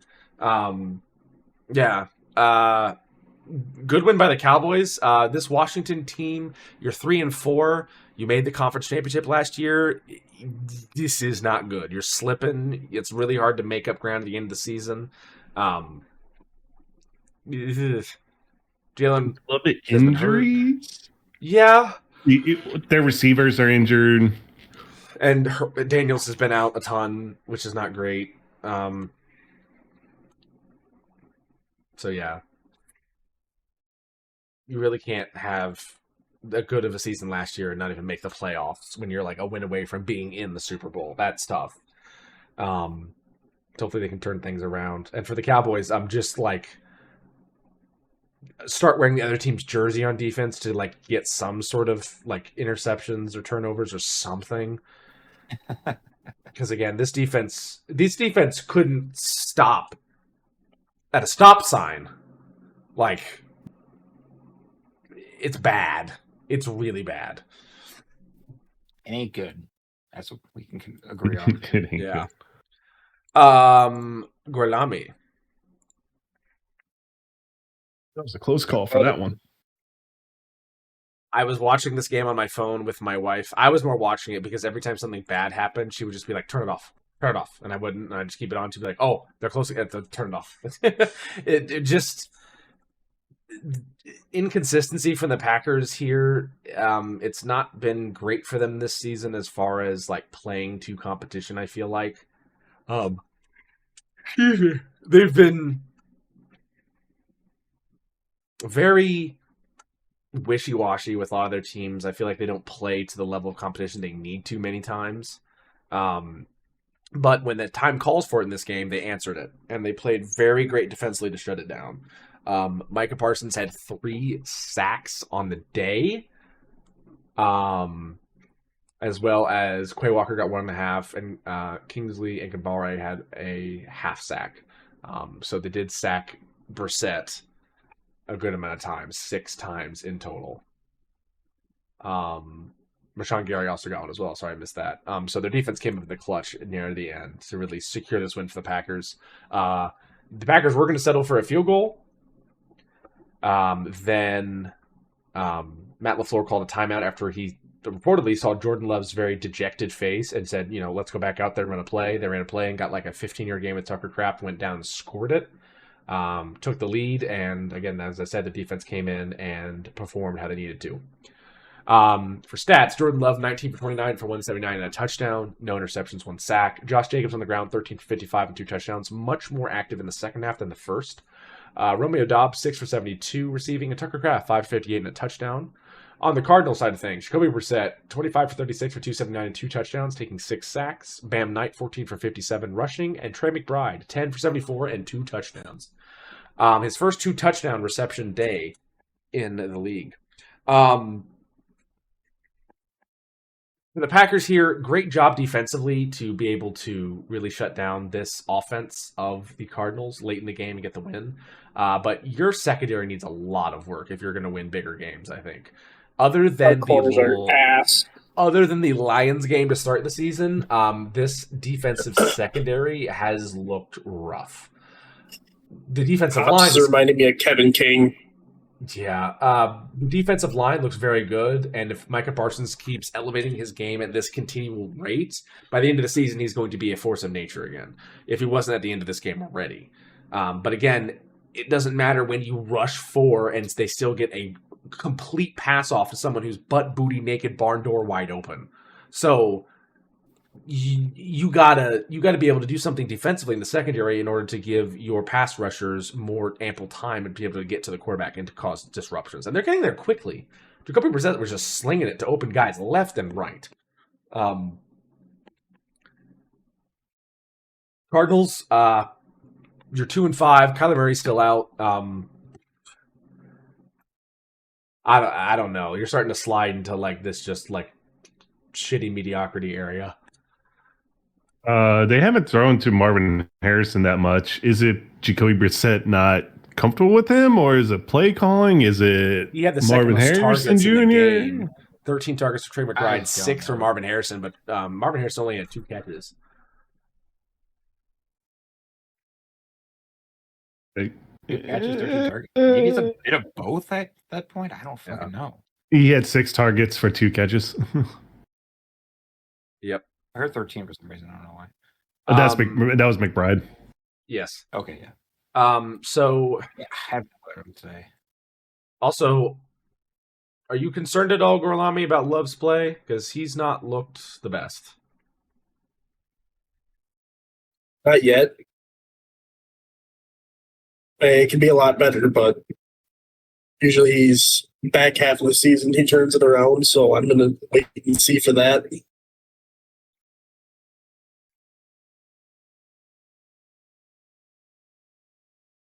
What are you trying to look for? A play where I think Gorlami was concerned for Jordan Love.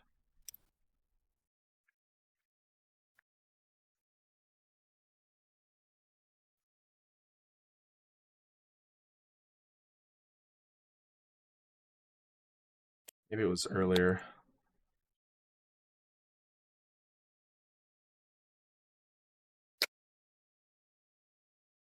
Where was it?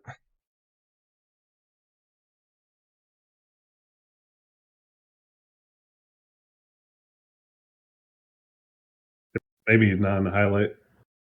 It should be. Jordan Love got absolutely just popped. When was that, Gorlami? Was that in? I don't. Oh, that was earlier in the game. I think it was right here, actually. Nope. It was early in the game. It was early? Where he fumbled it? No, I remember he got hit. I think he held on to it. He just got scrambled. There was one he got hit. and he fumbled it, but it landed back in his hands, but he got rocked. Oh, is it this one right here? Nope. No. He slid there.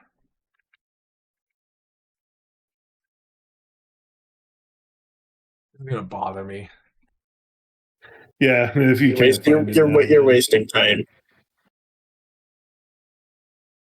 All right, let's continue on.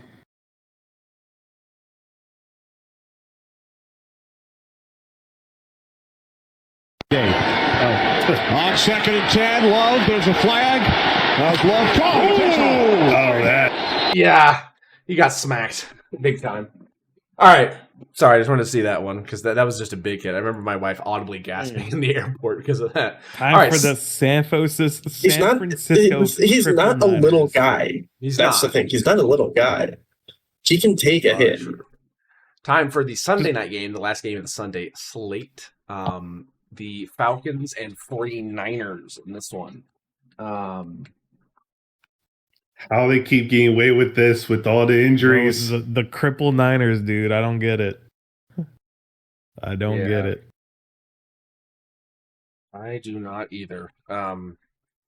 Mac Jones is leading the way, 17 for 26 for 152, no touchdowns, 1 pick, 1 sack. Christian McCaffrey, 24 for 129 and 2 touchdowns, also receiving 7 for 72. Amazing job by him leading the way for this team. They got 20 points on the day, which is enough to win 20-10 against the Falcons.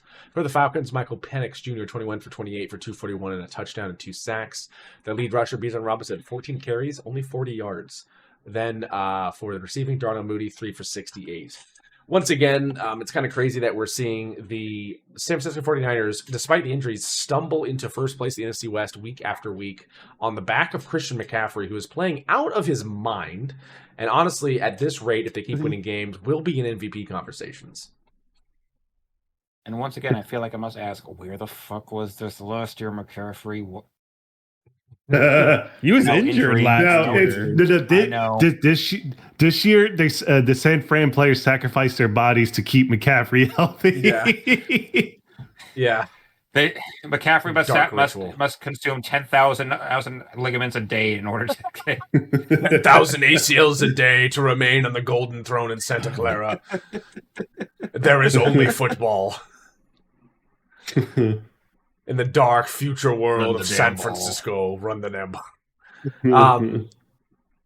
Kind of rough for this for this Falcons team, despite San Francisco's injuries to both their best D lineman in Nick Bosa and their best middle linebacker in Fred Warner, that you can't run the ball more than 40 yards with Bijan Robinson, debatably the best running back in football. I think you're getting the Falcons and 49ers mixed up again. I mean, I'm the tired one, and he. No, I mean, there's no Nick Bosa, there's no Fred Warner, and the Falcons couldn't get Bijan Robinson. Robert nearly getting her on the sideline. Fucking hell. The Falcons couldn't get Bijan Robinson over 40 yards rushing, which is just really rough. Like, that's a big issue for them. And then passing the ball was a lot better, but just not good enough. They couldn't really punch or drive through. 1 touchdown on the day and 1 field goal. And just letting the McCaffrey show just go nuts. McCaffrey had 200 plus scrimmage yards. He was the offense. He was the offense. This is what McCaffrey was doing back in Carolina. This is old school McCaffrey just turning the clock back and doing amazing. I mean, he really was doing it during their Super Bowl run, too, with the Niners. Yeah. Oh, my gosh. Dwan Jennings, you cannot drop that. That's rough. You have to catch that. But I feel like the Falcons were a little bit better offensively in this game. A little bit more secure rushing and a little bit more... had a little bit more consistency with their drives. I feel like they would have won this game. It was only a 10-point loss, but again, miscommunications, lack of a run game, not able to take advantage of situations. It just did not look great for them. Their defense did a pretty good job for the most part. It's just McCaffrey was out of his mind. Excuse me. Whew. So, I mean, I don't know what else you want, Falcons. Like, you had every opportunity to go and win this game. It was just on the fact of your offense wasn't able to get things done. Yeah, pretty much. Honestly, the Niners continue to like keep the ship afloat. And the ship is afloat because there is a yacht-sized engine on dinghy. The engine is Christian McCaffrey. The dinghy is Mac Jones. It's working for him. How long it's going to continue to work, only time will tell. Yeah. Yeah, the multiple holes in the dinghy are, Mac Jones's ankles. And the engine needs an oil change. Eventually, McCaffrey is going to have some kind of injury. I hope not, but at the same time, that's just what's been the issue with him for the entirety of his career. So hopefully that doesn't happen, especially if it does, they're just done. This guy's the entirety of their offense. So if you're an opposing team, you find a way to shut him down, you've won the game. But yeah, not much else to say about this game. Falcons had the opportunity to be able to win it, and they just did not do enough. I forgot to get the Monday night games on. 1 second. Oh. 2 Monday night games, as always. Some bullshit. Buccaneers and Lions was the first one. There's talk of they're going to get rid of it. I hope that talk is legitimate. I think it's up more. Up. Yep. Where...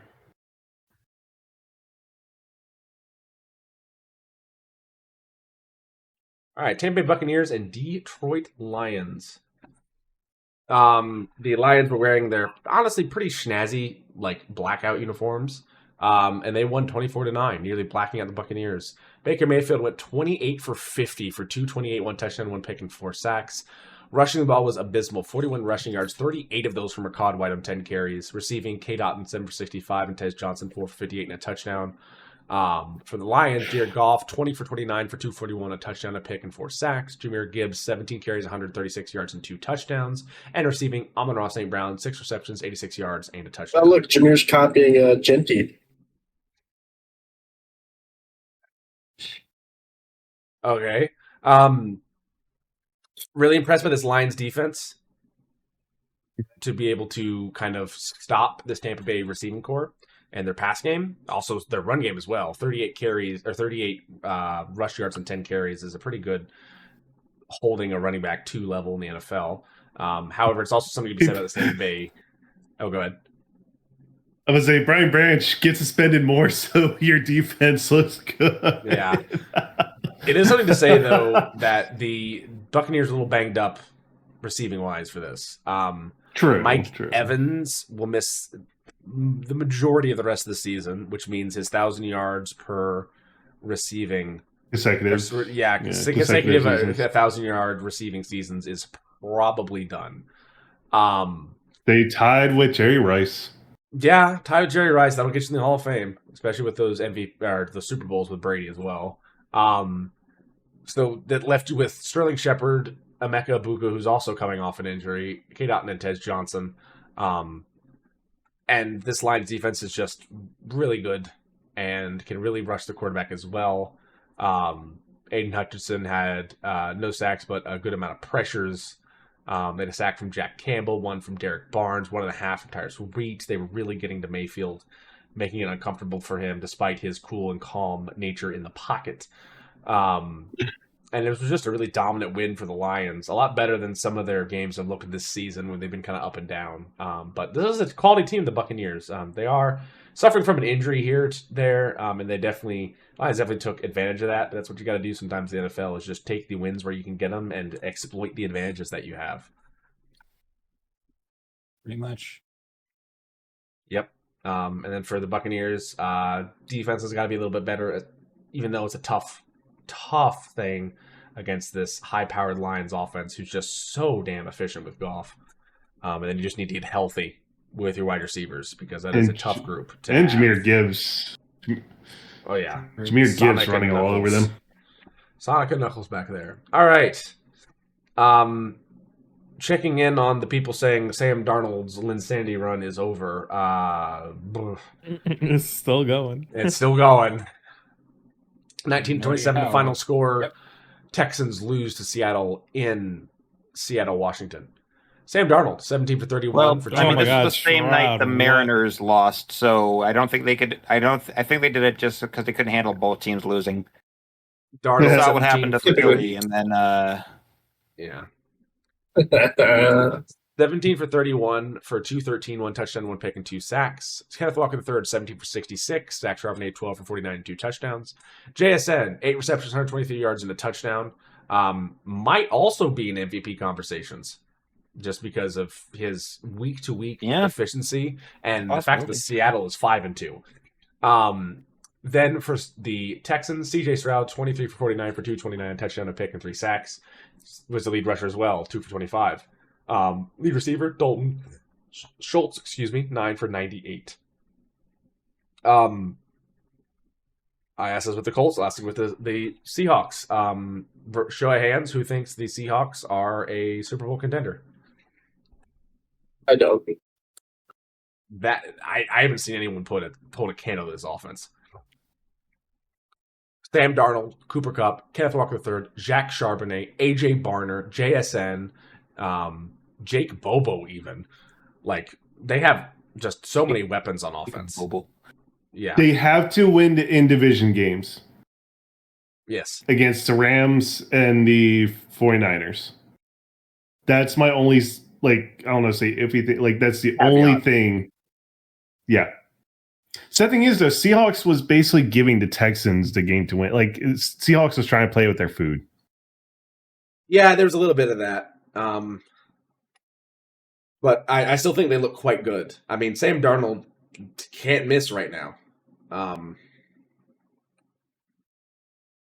For Stroud, though, I mean, he's not looking the worst out of like anybody in the AFC, but he's definitely regressed a bit. I feel like regressed even more than last year.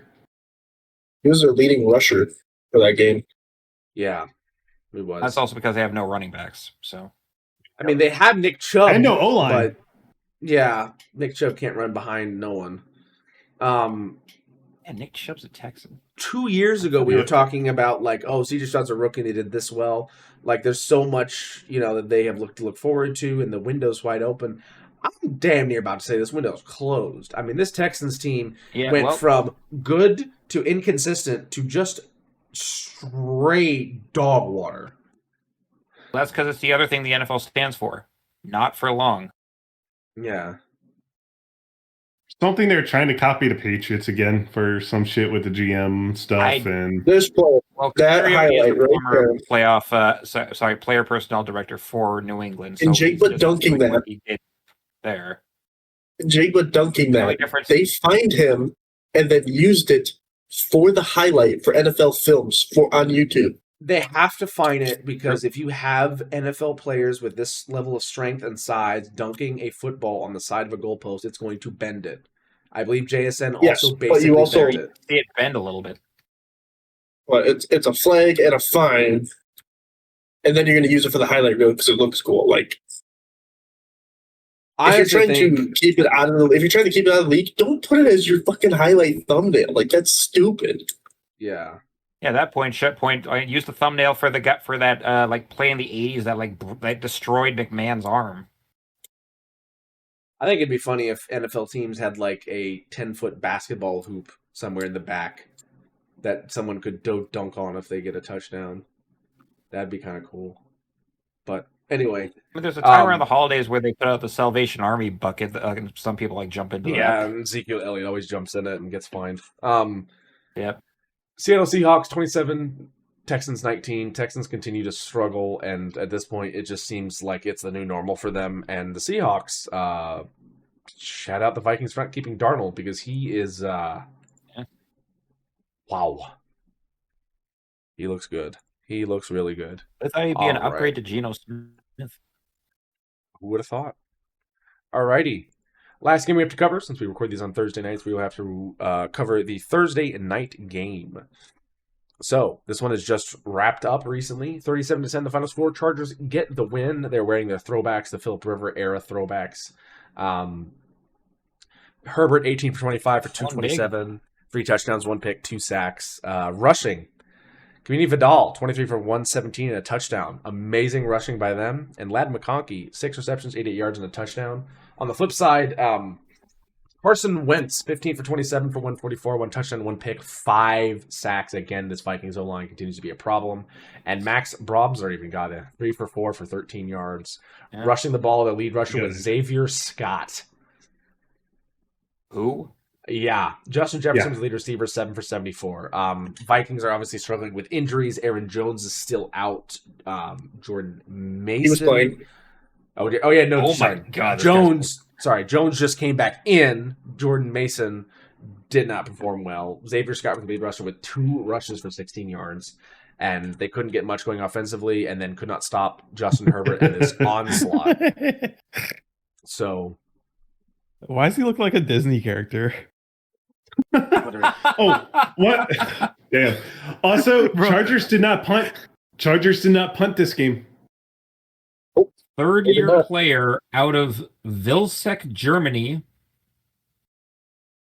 and college at UConn and the University of Maine. This guy is weird. But no punts for the Chargers, so that's a positive. Yeah, whenever you have a no-punt game, it's either a glorious win or a devastating loss. So I'll say Chargers definitely destroyed the Vikings. The rushing alone, 117 yards, and Herbert did rushed well. for 62 yards on 7 attempts as well. That's kind of crazy. Scrambles. True, but Scrambling. Still, 62 yards and 7 scrambles. It's a lot. Probably undesigned runs, too. Oh, yeah.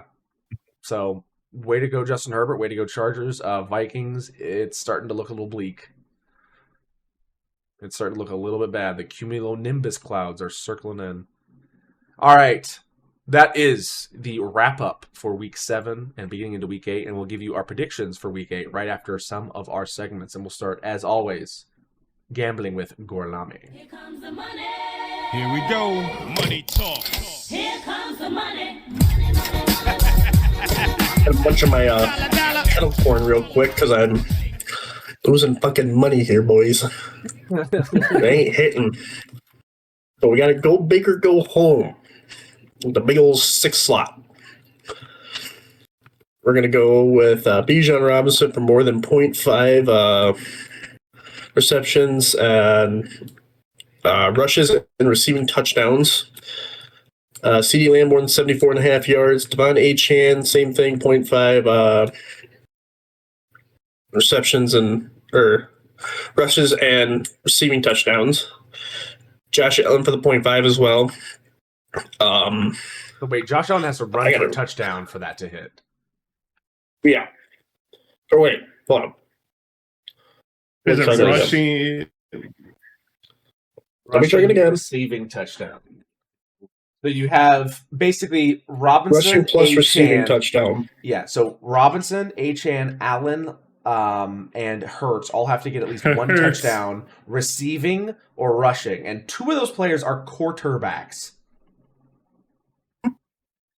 Push, He said go big or go home. Yeah. He said go big or go home. I said go big or go home. You have Pickens getting over 57.5 receiving yards and Lamb getting more than 75.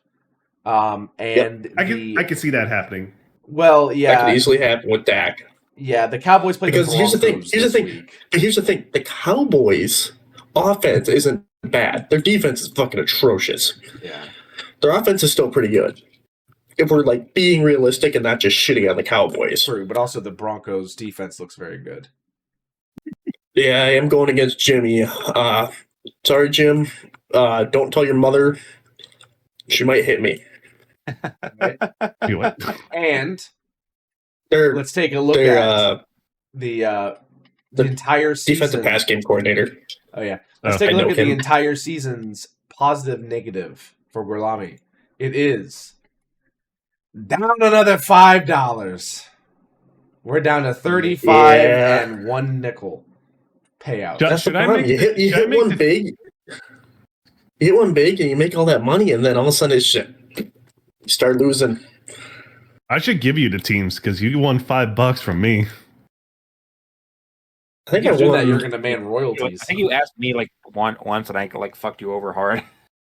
Yeah.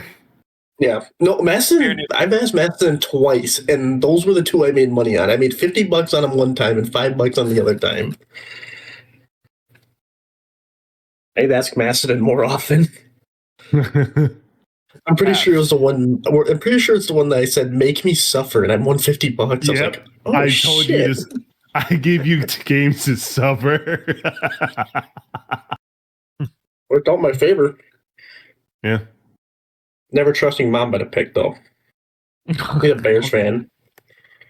All right, buddy. All right. That's been gambling with Gorlami. Like ChatGPT you up a bot to like bet.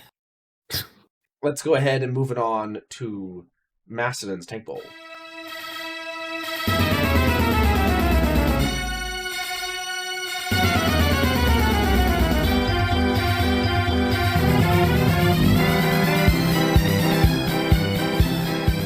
Let's see. I love it when we spin the. He actually got it right that time on the spin. He didn't mess it up. yeah. Take out the Eagles. I'm not angry. I'm still angry, but not as angry. Not as angry. Yeah. Jets and Miami, you're still fucking each other in the worst. Titans, Giants staying. Baltimore, Browns staying. I feel like Baltimore is worse than the Giants at this rate. Like, what the fuck is going on? Let's see when Lamar gets back. Yeah. They still just solid. Go down so I can see the rest of the teams. Bro, take out the Bengals out of there. That Unkable was fire. Yep. Take out the Bengals, put in Houston. Yeah. Raiders just gotta go down. I feel like they gotta. Raiders could probably. You might have to put Vikings in. Honestly, I think that should happen. Maybe the Giants did after lose, this week. Are you sure? Okay. Hold on. After me laughing my ass off, I don't care. Let me laugh my ass off at 99.8% chance to win. Yes. Maybe swap the Ravens and the Raiders because Lamar's coming back. That's what I was thinking. Was actually the Ravens and Raiders. I was about to say that before. Yeah, that. There we go. Actually. Is Lamar actually coming back? Because oh no, the Bears. If he's not coming back, we got problems. He's been practicing this week, so there's positive. So, yeah. All right. Before we get to our predictions, Mamba, who is Mamba's MVP of the week? There's got to be Mr.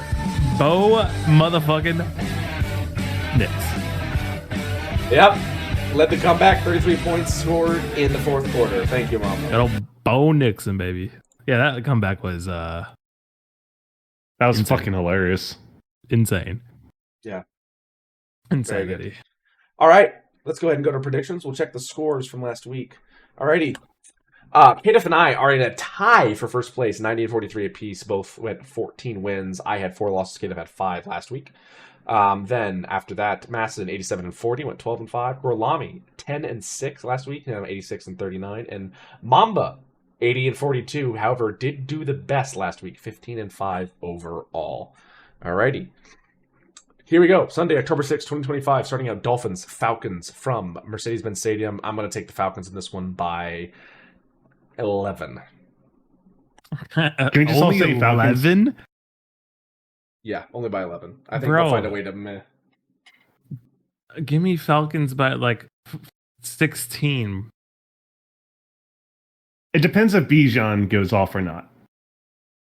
Atlanta by 13. Because Dolphins are straight doo-doo. Problem is, this is the type of games the Falcons will lose. That's what's kind of holding me back here. Very true. But I'll still take them by 10. Excuse me.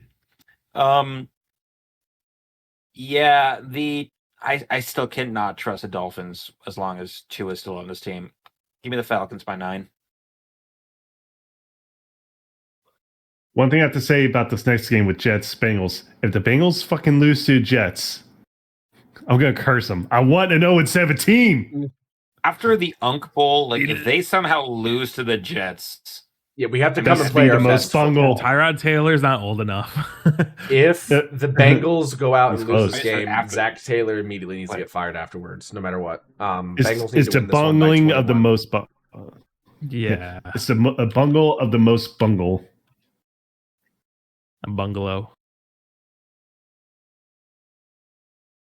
All right, Lob, go. Pick. Amba? I said No, I Fury didn't picked. Bengals hear 21. you. Oh, bro, you're tweaking. All right, Bengals by 14. Bengals by 15. You have two options here, Bengals. You either beat the Jets or you fire Zach Taylor. Pick your poison. Give the Bengals by 6. He's not wrong. true. I put a TikTok about that. They received pretty well. Bengals by 17. All right, Browns and Patriots up next. This is from Foxborough. I'm taking the home team. Give me the Patriots by. I'll do 13. You know, I'm feeling very patriotic right now, so give me the Patriots by 14. Drake May by 12. Quick boy. Drake May. Give me Butterfingers by 14. Butterfinger? Oh, Madre, yeah. Right when he said that, I was like, oh, I know. Yeah. I mean, the Browns can still keep this close, I feel like. So, but I mean, obviously, Patriots by 10. All right, next up, Giants, Eagles. Even though Scatterblue looks really good for this Giants team, he's going to run into Jalen Carter and Jordan Davis. They won last time. Yeah, I don't think it's going to happen again. This is in the link. I'm going to take the Eagles by 7. That is true. It is in link, so I'm going to go Eagles by 3. It's going to be a close one, in my opinion. Sirianni and Shitulo. Don't fuck this Sirianni. up. Fucking Sirianni, Patullo, Potato. Sirianni and Shatulo, if you are fucking this up. Jackasses. Philly by 10. If they do lose this game, fire both of them right after the game. Literally. It would be fucking hilarious to see a reaction to being swept by the Giants in the regular season. I would take a week off. I'm like, nah, fuck this shit. Turns to It's going to be really hard to fire Sirianni when he gets in the post-game interview. What'd you say, I actually talked about Gulami? I said it's going to be really hard. It's going to be really hard for you guys to fire Sirianni in that post-game interview if you lose to the Giants because he's going to hide behind his kids again. Oh, yeah, that was some fucking bull. Oh, my God, that was some bullshit. They're not going to fire Sirianni, okay? He's a... But, anyways. Bills, Panthers next. Whoa, you do my fucking pick. Oh, shit. I thought you guys did. I'm sorry. Lob, do me a favor. Right, Shut up. Let us do our shit. Good night. My bad. Eagles by 5 because they're going to run 5 tush pushes in a row. They're going to up their numbers. Actually, that was funny when that happened. And still lose. My pick's wrong. Yeah. As hilarious it would see to see the Giants sweep Philly. It's at the link. Come the fuck on. Eagles by 6.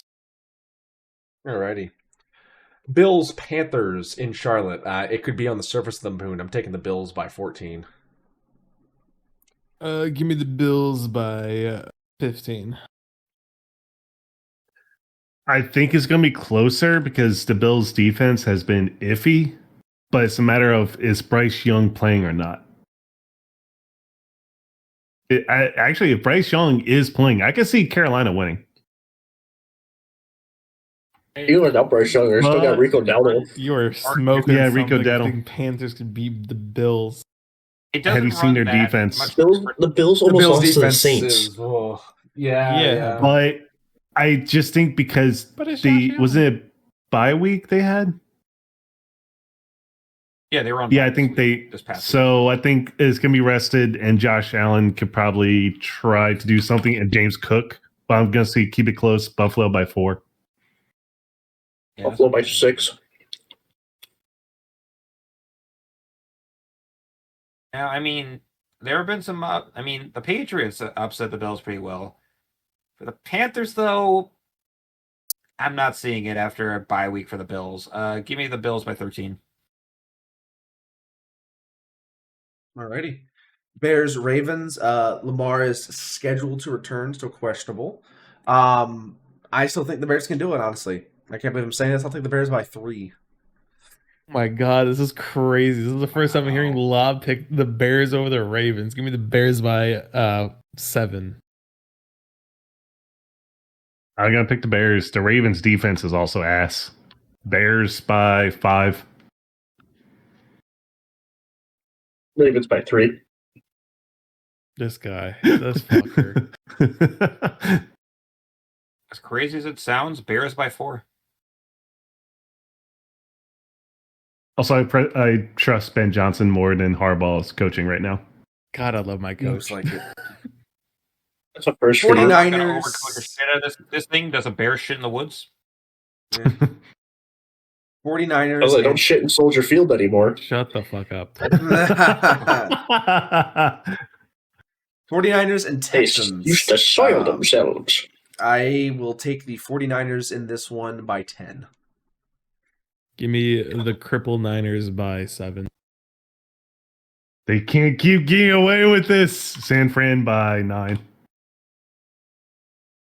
Who will be sacrificed next so that McCaffrey may keep going? I mean, the Niners by 6 and one more on IR. I lagged out, but I couldn't hear you. 6 Niners. 6. Okay. And one more on IR. Just for good measure. My money's on Malik Mustafa. Give me the Niners by 3. All right. Next up, Buccaneers and Saints. Buccaneers coming off a bad loss to the Lions on Monday Night Football. I think the things Baker Mayfield is going to do to the Saints in New Orleans is going to be biblical. I'll take the Buccaneers by 27. Baker's going to be Bacon, the snake called Rattler, so going to be Baker by 21. Baker's going to do things to New Orleans that can't be shown on TV.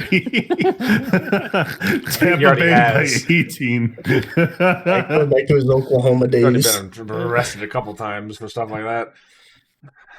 Buccaneers. Give me a Zen Master by 7. That's Baker Mayfield Master, in case you didn't know. He knows. I do it every week. Give me Baker Mayfield tossing it to his fourth string to wide receiver 2, and a plumber they picked up to run running back because seemingly every weapon he gets hurt by 7. Who's that running back they had in the 2000s? That fullback? Oh, fuck. Mike Allstott? Yeah, they're going to bring him back. Just go get Scattaboo. He's just the closest thing. Cowboys, Broncos. Defense wins championships and wins games. I'll take the Broncos by 5. Give me the Bucky Broncos by 7. The Broncos by 8, not because of defense, but partly because Cowboys defense suck ass.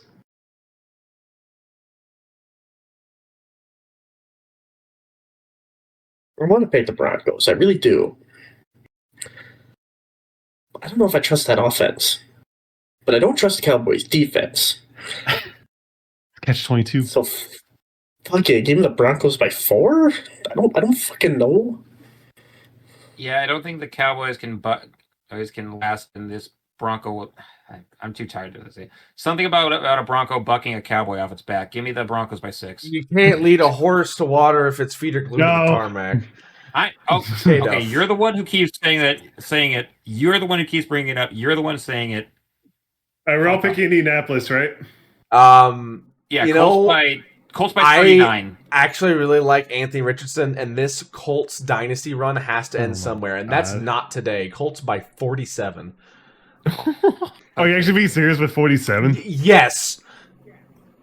Same with me with 39. Put me down for it. Yo, right. give me that good old Indiana Jones action by 21. What? Why you say it like that? Okay. Indianapolis by 18.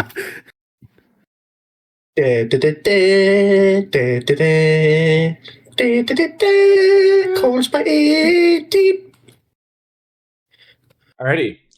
Then Sunday Night Football. Gorlami will probably be shedding a few tears. This is from Oh my Pittsburgh, God. not from Green Bay, which would be even more poetic. But I don't think I'm at least 2 years removed from it. I'm okay. I'm okay. So Packers Steelers. I'll take the Pack in this one. I think they'll be able to get the job done well enough on offense and defense to stop the Steelers. The Steelers have been scoring a decent amount of points, and the Packers have to score 27 to win. So I think I'll take this one by 6. I feel like the Steelers will score 21. Give me that salt-smelling, unk-built motherfucker named Aaron Rodgers by 7. Whoa. Pittsburgh's highest paid defense or like most paid defense shut the bed on Thursday. Green Bay only scoring 27 points to win. No, Green Bay by 1. It's gonna be like 27 to 26 for some reason. You can pay as much as you maybe. want defensive wise, but you got to play. You got to when you come through Joe Flacco, it's over. Yeah, he's too elite. And Mike Tomlin being a dumbass sometimes. Don't put Hobbs on Metcalf. Don't put Hobbs on Metcalf. Don't put Hobbs on Metcalf. I'm fucking begging you.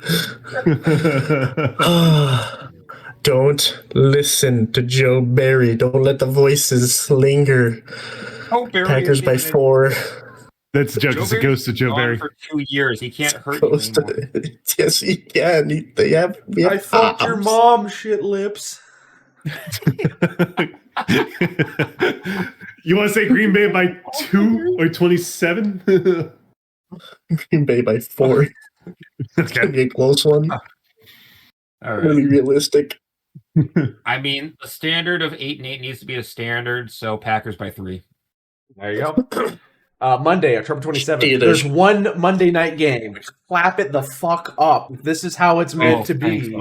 Let's go. October 27th, 2025, Commanders and Chiefs from Kansas City. No Jaden Daniels, I don't think, is going to equal a win for the Commanders. I'll take the Chiefs in this one by 10.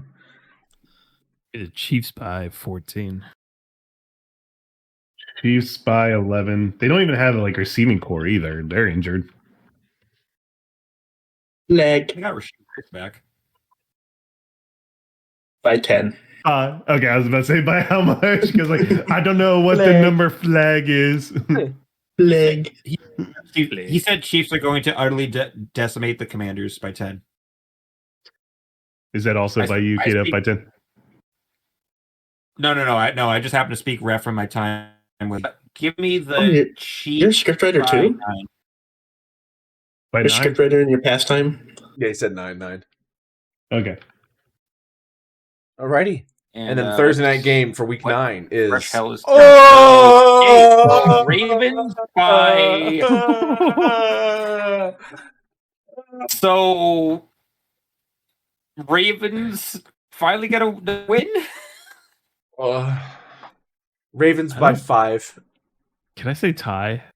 You can. You if you get it right, it's 5 points. Tie. I'm saying a tie. Okay. That'd be so hilarious.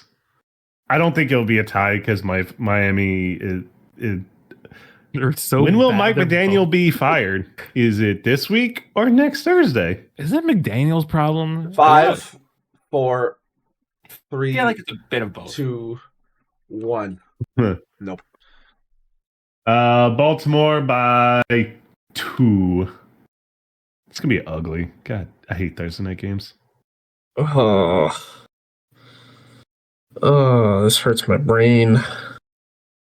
In the bad way.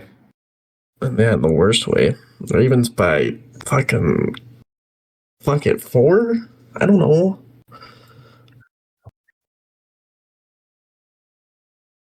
I mean, they can't lose to the Dolphins, can they? They just can't. They lost to the Texans. They did lose to the Texans. Fuck. Ravens by 2. I don't fucking know. Yeah. I don't think any of us know for that game. Yeah, predicting that game broke us. Damn. That did break us. So yeah. Thank God we're going to be like recording the game, hopefully. Yep. That is the end of our Week 7 recap and Week 8 preview. If you liked the video, make sure to like it, as I said, and subscribe to the channel. We are going to be, I think, pumping out a little bit more like YouTube shorts and short form content as well, try to get more people in. Leave a comment if you liked the video. That's my job. If you have any questions as well. And enjoy the football games that you got, because there's a limited amount of them in your life. So enjoy them when you can. So have fun, enjoy football, enjoy the colder weather, and most importantly, run the damn ball. Have a good night.